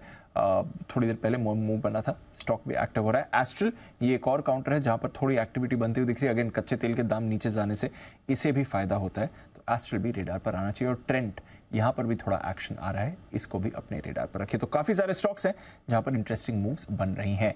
आइए आशीष है हमारे साथ और आशीष से लेना है बैन से बेनिफिट।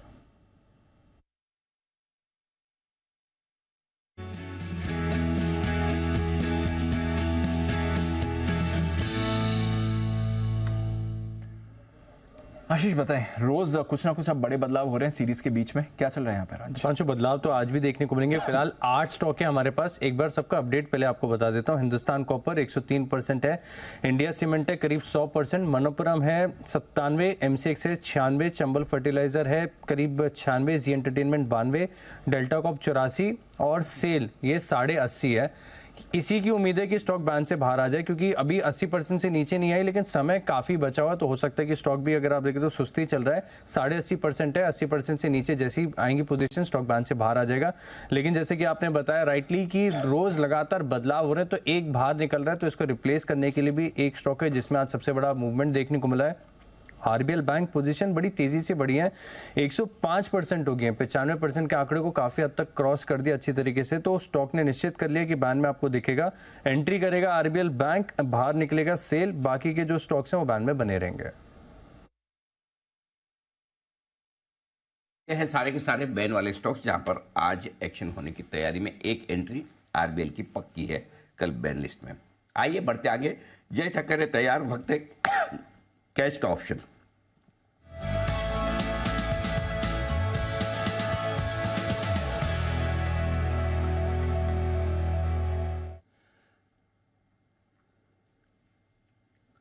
गुड आफ्टरनून जय, बताइए कौन सा ऑप्शन ट्रेड करेंगे आज? Very good afternoon to you Anil ji and very good afternoon to you Deep. Anil ji, सुबह सेंसेक्स में एक अच्छा मूव देखने मिला, 65,800 के कॉल में 225, 228 वाला 290, 95 तक हो गया था। तो एक अच्छा हमें वहाँ पे अपडेट भी दिया प्रॉफिट बुक करने का, एक अच्छा मूव वहाँ पे देखने मिला। अनिल जी, अब इंडेक्स में नहीं बट एक स्टॉक में मेरे पास एक रिकमेंडेशन है जो मैं देना चाहूँगा, वो है डॉक्टर रेड्डीज। इसका 5600 के स्ट्राइक का कॉल ऑप्शन खरीदने की सलाह है। ये ट्रेड कर रहा है जी 93-95 के रेंज में। 93-95 के रेंज में 5600 के स्ट्राइक का कॉल ऑप्शन डॉक्टर रेड्डी का खरीदे। बहुत ही क्लियर अनिल जी यहाँ पे एक लॉन्ग बिल्डअप देखने मिल रहा है, फॉलिंग चैनल में से ब्रेकआउट है। निफ्टी फार्मा इंडेक्स ने एक लाइफ टाइम हाई किया है अनिल जी, आज 15,750 उसका प्रीवियस हाई था, आज 800 के ऊपर ट्रेड कर रहा है। सो निफ्टी फार्मा इंडेक्स में जो हिसाब से मोमेंटम देखने मिला और साथ ही साथ डॉक्टर रेड्डीज में आई थिंक यहाँ पे रिस्क रिवॉर्ड अच्छा है, इसलिए 93-95 में रेकमेंड करने किया है। ये स्टॉप लॉस यहाँ पे एलजी लगाना होगा 64 का, तो करीब करीब 30 पॉइंट का एक डाउनसाइड रिस्क है। 125 का लॉट है, समवेयर अराउंड 37,50-4,000 के आसपास का एक डाउनसाइड रिस्क बनेगा। बट अपसाइड अनिल जी ऊपर में लगभग 148 से लेके 170 तक देखने मिल सकता है इसका कॉल ऑप्शन का प्राइस। मुझे ऊपर में लगभग 5750-5800 तक मेजर कोई हडल नजर नहीं आ रहा। कुछ दिनों पहले फ्यूचर्स में भी रेकमेंड किया था इसमें आप ही के चैनल पर, मुझे ऐसा लग रहा है अच्छा मूव यहाँ पे आते हुए देखने मिलेगा, इसलिए डॉक्टर रेड्डी अनिल जी खरीदने की सलाह है। डॉक्टर रेड्डी में खरीदारी करने की राय है। डॉक्टर सुबह भी रिकमेंड होता हुआ दिखा था, अभी भी होता दिख रहा है, और लगातार बार बार सबको फार्मा स्टॉक्स आ रहे हैं पसंद। लेकिन पसंद रियल एस्टेट भी आ रहा है, क्योंकि रियल एस्टेट में जो खबरें आ रही है वो बहुत ही ज़बरदस्त आती हुई दिख रही है। त्योहारी सीजन में रियल एस्टेट की डिमांड ज़बरदस्त रही है, किस तरह की बिक्री हुई है, क्या है डेटा, बताने के लिए तैयार है आशीष हमारे साथ। आशीष बताइए। सर, मुंबई का रियल एस्टेट मार्केट काफ़ी गर्म है। त्योहारी सीजन के दौरान अगर आप देखें तो बिक्री काफ़ी शानदार देखने को मिली है। जो त्योहारी पीरियड है, इसको अगर आप पिछले साल के त्योहारी पीरियड से कंपेयर करके देखेंगे तो जो रजिस्ट्रेशन हुए प्रॉपर्टी के, सिर्फ मुंबई के आंकड़े आपको बता रहा हूँ, इसमें 30% की बड़ी बढ़त आपको देखने को मिली है। ये 15 अक्टूबर से लेके 15 नवंबर तक चला था, लगातार यहाँ पर आपको बढ़त देखने को मिली है। यानी नवरात्रि से लेके भाई दूज तक के जो आंकड़े हैं, हर दिन बिक्री का आंकड़ा काफ़ी शानदार देखने को मिला। प्रतिदिन जो रजिस्ट्रेशन है, इसका डेटा भी आपको ईजिली अवेलेबल हो जाता है फ्रैंक की रिपोर्ट में। तो इस रिपोर्ट में बताया गया है कि पिछले साल इसी पीरियड के दौरान अगर आप देखें तो प्रतिदिन जो प्रॉपर्टी के रजिस्ट्रेशन थे वो करीब 322 के आसपास थे, जो कि इस बार बढ़कर 407 हो गए। यानी 26% की बढ़त यहाँ पर भी प्रतिदिन रजिस्ट्रेशन में देखने को मिली है। ओवरऑल अगर आप देखें तो प्रॉपर्टी रजिस्ट्रेशन काफी स्ट्रांग देखने को मिला। और जो मार्केट की कुछ रिपोर्ट्स है जो पढ़ रहा था, बता रही थी कि जो ब्याज दरें लगातार स्थिर हो रही हैं, इसका फायदा हो रहा है। जो नए प्रोजेक्ट्स आ रहे हैं यहाँ पर भी अगर आप देखें तो जो ग्राहक है इनकी तरफ से एक एक्सेप्टेंस है, इसके चलते हमने देखा कि ये ट्रेंड काफी स्ट्रांग है। तो कुछ स्टॉक्स हैं, खासतौर पर जो रियलिटी स्टॉक्स मुंबई फोकस्ड है, इनके ऊपर आपको नजर रखनी चाहिए। हो सकता है कि आगे वाली तिमाहियों में और फर्दर ट्रैक्शन यहाँ पर देखने को मिले। मैक्रोटेक डेवलपर्स, यहाँ पर भी अगर आप देखें तो मुंबई के रियल एस्टेट मार्केट का सबसे बड़ा डेवलपर है। गोदरेज प्रॉपर्टीज के पास भी अगर आप देखें तो प्राइम लोकेशन पर काफी बड़े प्रोजेक्ट्स हैं। Prestige estates, Oberoi realty, Kolte Patil, ये कुछ ऐसे स्टॉक हैं जो आपको रडार पर रखने हैं। और Mumbai based real estate developers में हमने मूव भी देखी है, आज थोड़े नर्म है, बट ओबरॉय रियल्टी में पिछले कुछ दिनों से जबरदस्त एक्शन बना हुआ था, गोदरेज प्रॉपर्टीज अच्छी मूव दिखा रहा था, मैक्रोटेक भी काफी एक्टिव था, तो बढ़िया मोमेंटम है, रियल एस्टेट तो एज अ बास्केट अच्छा परफॉर्म कर ही रहा है। आइए हिमांशु जी एक कॉल के साथ है तैयार, हिटमैन हिमांशु।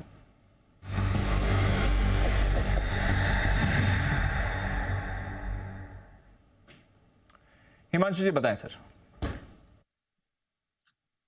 जी दीप एलएनटी में अच्छी स्ट्रेंथ दिखती है, वीकली क्लोजिंग काफी अच्छे स्ट्रांग नोट पर हो रही है और पिछले 1-1.5 घंटे में एक्चुअली निफ्टी को काफी सपोर्ट यहां से आता हुआ नजर आ रहा है।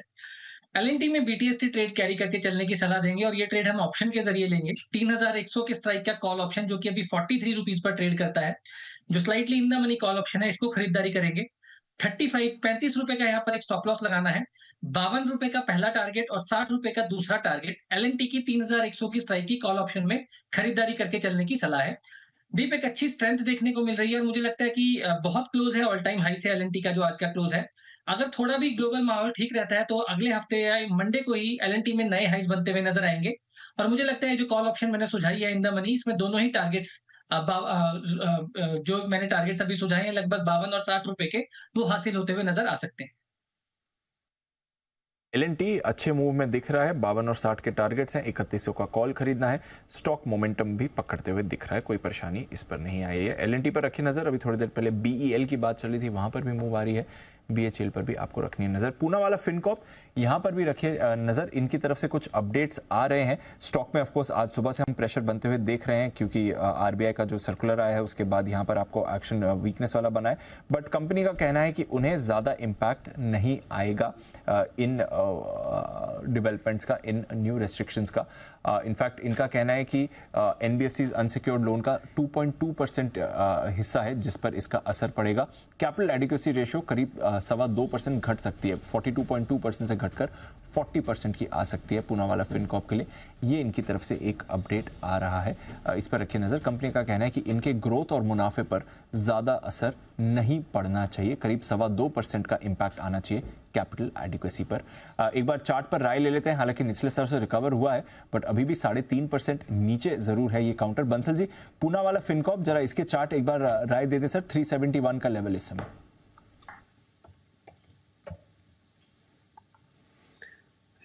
जी दीपांशु, यहाँ पे देखें तो चार्ट्स तो दीपांशु आज गैप डाउन ओपनिंग हुई है और चार्ट्स थोड़े से डिस्टॉर्ट हुए हैं, बट एक इंपॉर्टेंट सपोर्ट है इसका 360-365 के अराउंड। 360-365 का जो जोन है काफी स्ट्रॉन्ग सपोर्ट जोन है। तो दीपांशु जिन भी लोगों ने ले रखा है वो इसके स्टॉप लॉस के साथ होल्ड करें। नई खरीदारी की राय दीपांशु थोड़ा वेट एंड वॉच करके करेंगे, जब कुछ नए पैटर्न का इमरजेंस होगा तब देखेंगे। एज ऑफ नाउ जिनके पास है होल्ड करें। Poonawalla Fincorp as of now hold करिए, कोई परेशानी नहीं है। आइए 3:20 लेते हैं अनिल जी की आज की मार्केट स्ट्रैटेजी फाइनल वाली।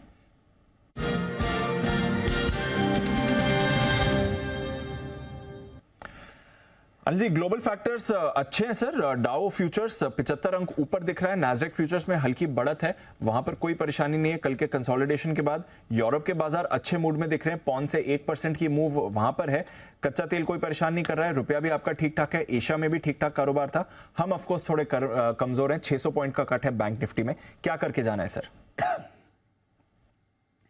दीप मुझे लगता है कि जो क्लोजिंग मिल रही है निफ्टी की वो कोई किसी भी लिहाज से बुरी नहीं है और 19,700 के ऊपर आप वीकली क्लोजिंग देख रहे हैं, ऐसे में आपकी तेजी की पोजीशन है बिल्कुल बनाए रख सकते हैं।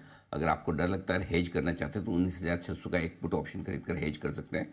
अदरवाइज मेरे ख्याल से अगर 19,600-625 मिले सोमवार को तो और खरीदारी करने का मौका होगा वहाँ पर। तो आई थिंक ट्रेंड प्रॉपर है, तेजी की तरफ ही ट्रेड है और खाली यही है कि फ्रेश खरीदारी के लिए सोमवार के लिए रख लें, क्योंकि आजकल रोज बाजार आपको मौका देता है, कितना ही गैप ऊपर से दिखाए करे, दिन के दौरान एक डिप जरूर मिलती है कम से कम, उसमें खरीदना है। तो है खरीद तेजी की पोजीशन उसको बिल्कुल बनाए रखिए, कोई दिक्कत वाली बात नहीं है। जहाँ बंद हो रहा है 19,700 के ऊपर अच्छा ही है। बैंक निफ्टी जो बंद हो रहा है 43,600, मेरे ख्याल से एवरेज क्लोजिंग 43,600 के आसपास की आएगी, इसके 5-25 पॉइंट ऊपर नीचे ही आएगी। तो बिल्कुल क्रूशियल लेवल पर आप बंद हो रहे हैं, 43,600 ही मेक और ब्रेक लेवल है बैंक निफ्टी के लिए। अगर इसके नीचे बंद होते तो ही खराब है वीकली क्लोजिंग। तो आई थिंक एक दिन और हम बेनिफिट ऑफ डाउट देंगे। हालांकि खरीदने का मन नहीं है बैंक निफ्टी में, हम वैसे भी थोड़ा सा बैंकिंग शेयर पर कॉशियस ज़्यादा है, NBFCs पे ज़्यादा है। खरीदना होगा तो निफ्टी खरीदेंगे, लेकिन अगर आपके पास है तो 43,400 का या 43,500 का पुट ऑप्शन जरूर रखें अगर आप लॉन्ग पोजीशन पे हैं। और शॉर्ट पोजीशन में है तो आपको कम से कम आधा शॉर्ट आज काट लेना चाहिए, क्योंकि जो करेक्शन आपको मिला है 44,400 से 43,500-600 का, ये हल्का फुल्का करेक्शन आपका एक शॉर्ट काटने के लिए ठीक है। लॉन्ग बनाने की राय फिलहाल बैंक निफ्टी में नहीं है। जी दी, ये है आपके लिए अनिल जी की राय। अब यहाँ से और ज़्यादा वीकनेस नहीं दिख रही है। ऑफकोर्स डेज लो के आसपास बैंक निफ्टी बंद हो रहा है, बट यहाँ से और कमज़ोर होने की संभावना कम है। 43,400 43,500 की पुट अगर लेकर जाएं, अगर आप लॉन्ग पोजीशन में हेज वैसे आप बना सकते हैं। यहाँ पर विश्वेश जी के पास चलते हैं, एक बिगुल विश्वेश के विशेष।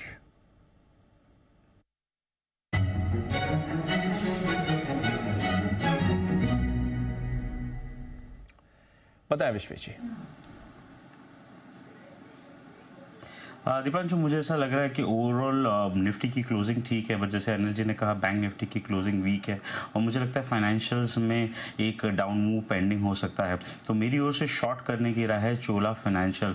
1126 का रेट चल रहा है अभी फिलहाल के लिए, कैश का प्राइस है। इनफैक्ट अगर फ्यूचर का प्राइस देखिए अभी तो चोला फिनको 1128 के आसपास चल रहा है, यहाँ पे शॉर्ट करना चाहिए। ये स्टॉक पहले मार्केट से पहले टॉप आउट हो चुका था और उसके बाद हमने डाउन मूव देखा था, और आज गैप है अलॉन्ग विद दैट एक साइडवेज रेंज को भी ब्रेक डाउन कर रहा है। छोटा स्टॉप लॉस रखेंगे 1145 का स्टॉप लॉस रखेंगे, मतलब रफली अबाउट 20 बक रुपीस का स्टॉप लॉस रखेंगे। मुझे लगता है पहला टारगेट 1075 का होना चाहिए और दूसरा टारगेट 1050 का होना चाहिए। फाइनेंशियल्स में वीकनेस है, मेरे ख्याल से हिमांशु जी ने पिरामल एंटरप्राइज में शॉर्ट दिया था। चोला फाइनेंशियल में भी साइडवेज रेंज का ब्रेक डाउन है, तो अच्छा रहेगा against your longs if you are holding some short.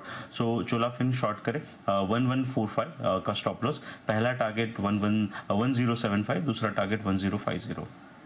Chola finance पर यह है आपके लिए राय इस समय आती हुई विश्वेश जी की तरफ से। रखेंगे इस पर नज़र, एक्शन है यहाँ पर।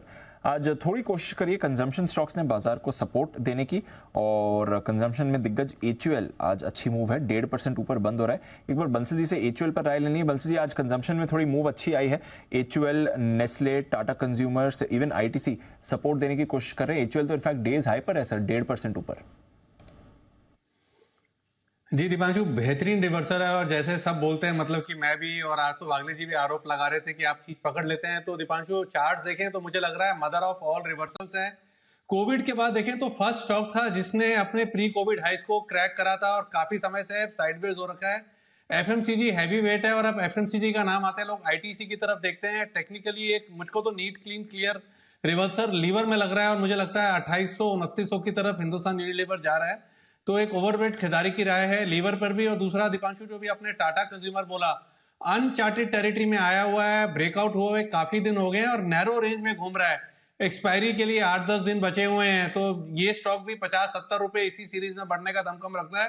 तो दोनों पे नजर रखनी चाहिए, नजर नहीं खरीद के चलना चाहिए, लीवर और टाटा कंज्यूमर दोनों को। HUL और टाटा कंज्यूमर दोनों पर रखिए नजर, ये आपके लिए राय आ रही है इस समय। एक्शन में काउंटर्स दिख रहे हैं, इनफैक्ट डेज हाई पर आए हैं। तो निफ्टी जो आपको सिर्फ 40-50 पॉइंट नीचे दिख रहा है इस समय, उसका एक योगदान इन काउंटर्स की तरफ से भी आ रहा है। डेज हाई पर होल्ड कर रहे हैं।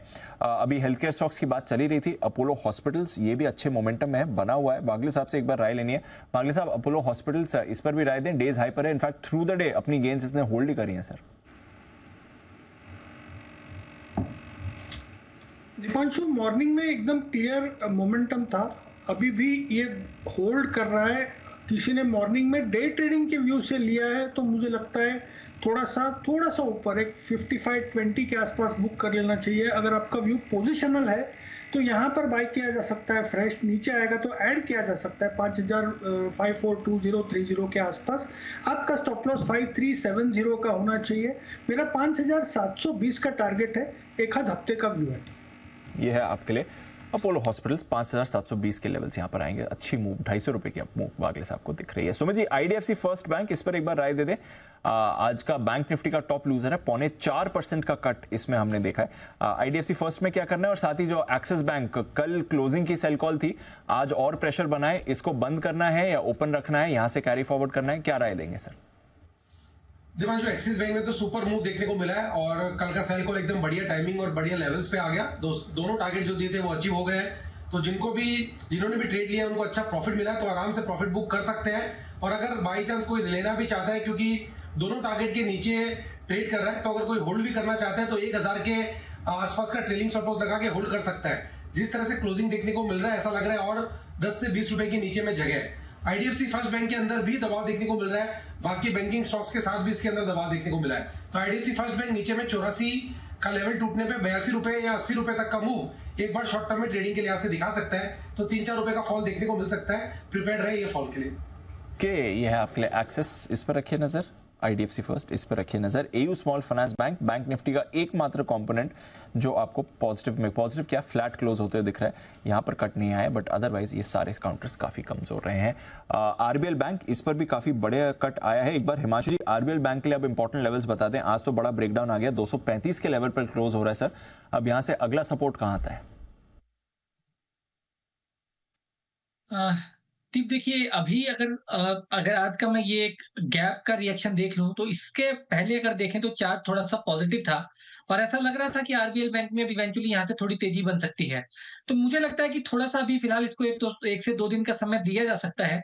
अगर ये स्टॉक 230, 228 के लेवल्स को डिफेंड करता है और वापस ये जो गैप है, आज का गैप डाउन जो है, इसको फिल करने की कोशिश करता है, तो हो सकता है कि शॉर्ट कवरिंग वापस देखने को मिले और स्टॉक ये जो खोए हुए ग्राउंड है, ये वापस कॉन्कोर करने की कोशिश कर सकता है। बट अगर 230 रुपए के नीचे ये स्टॉक निकलता है, तब यहाँ पर मुझे लगता है कि वो एक इंपॉर्टेंट सपोर्ट जोन है, और अगर उसके नीचे ये स्टॉक सेटल होना शुरू करता है, तो फिर मुझे लगता है एक सेलिंग प्रेशर बन सकता है। उस कंडीशन में स्टॉक 210 और 200 रुपए तक की गिरावट बढ़ाता हुआ नजर आ सकता है। ओके, तो ये है आपके लिए आरबीएल बैंक, जहां पर आपको रखनी है नजर।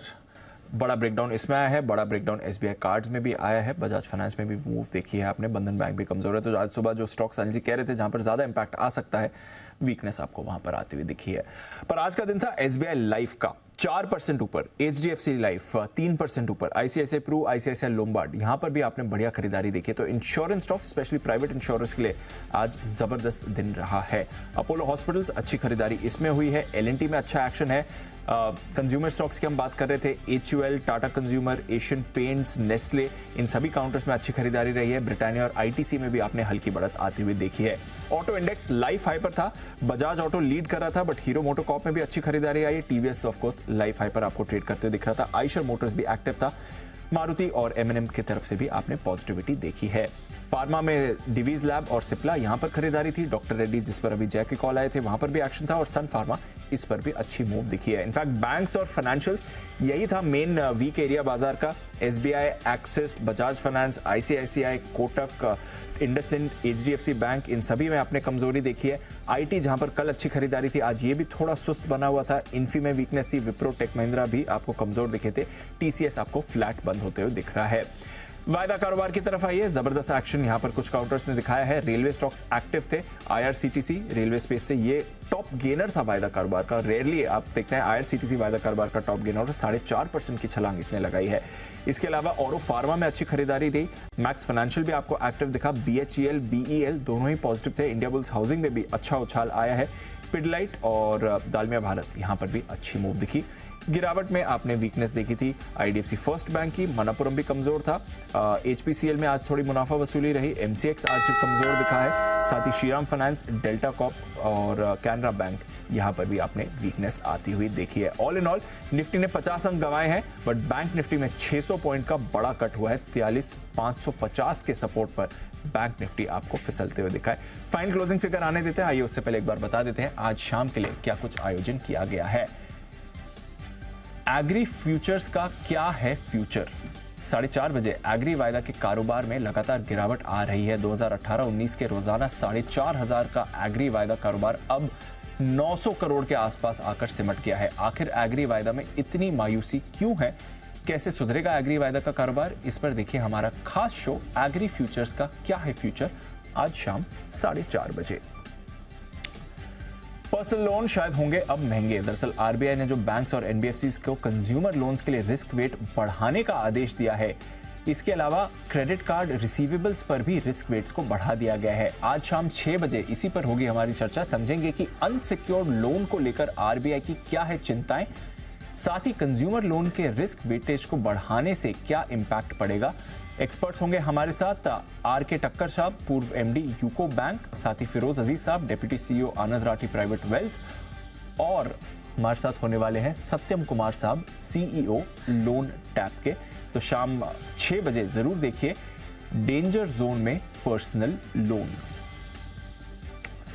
एक और बड़ी खबर, आरबीआई ने डिजिटल लेंडिंग गाइडलाइंस के नियमों में उल्लंघन के मामले में बजाज फाइनेंस और ईकॉम इंस्टा ईएमआई कार्ड के तहत लोन देने पर रोक लगा दी है। इससे पहले एचडीएफसी बैंक और एमएनएम फाइनेंस पर भी कार्यवाही की गई थी। स्मॉल टिकट साइज लोन लेना अब मुश्किल नहीं है और बैंक्स, एनबीएफसीज, फिनटेक भी इन्हें कुछ ही मिनटों में प्रोसेस कर देते हैं।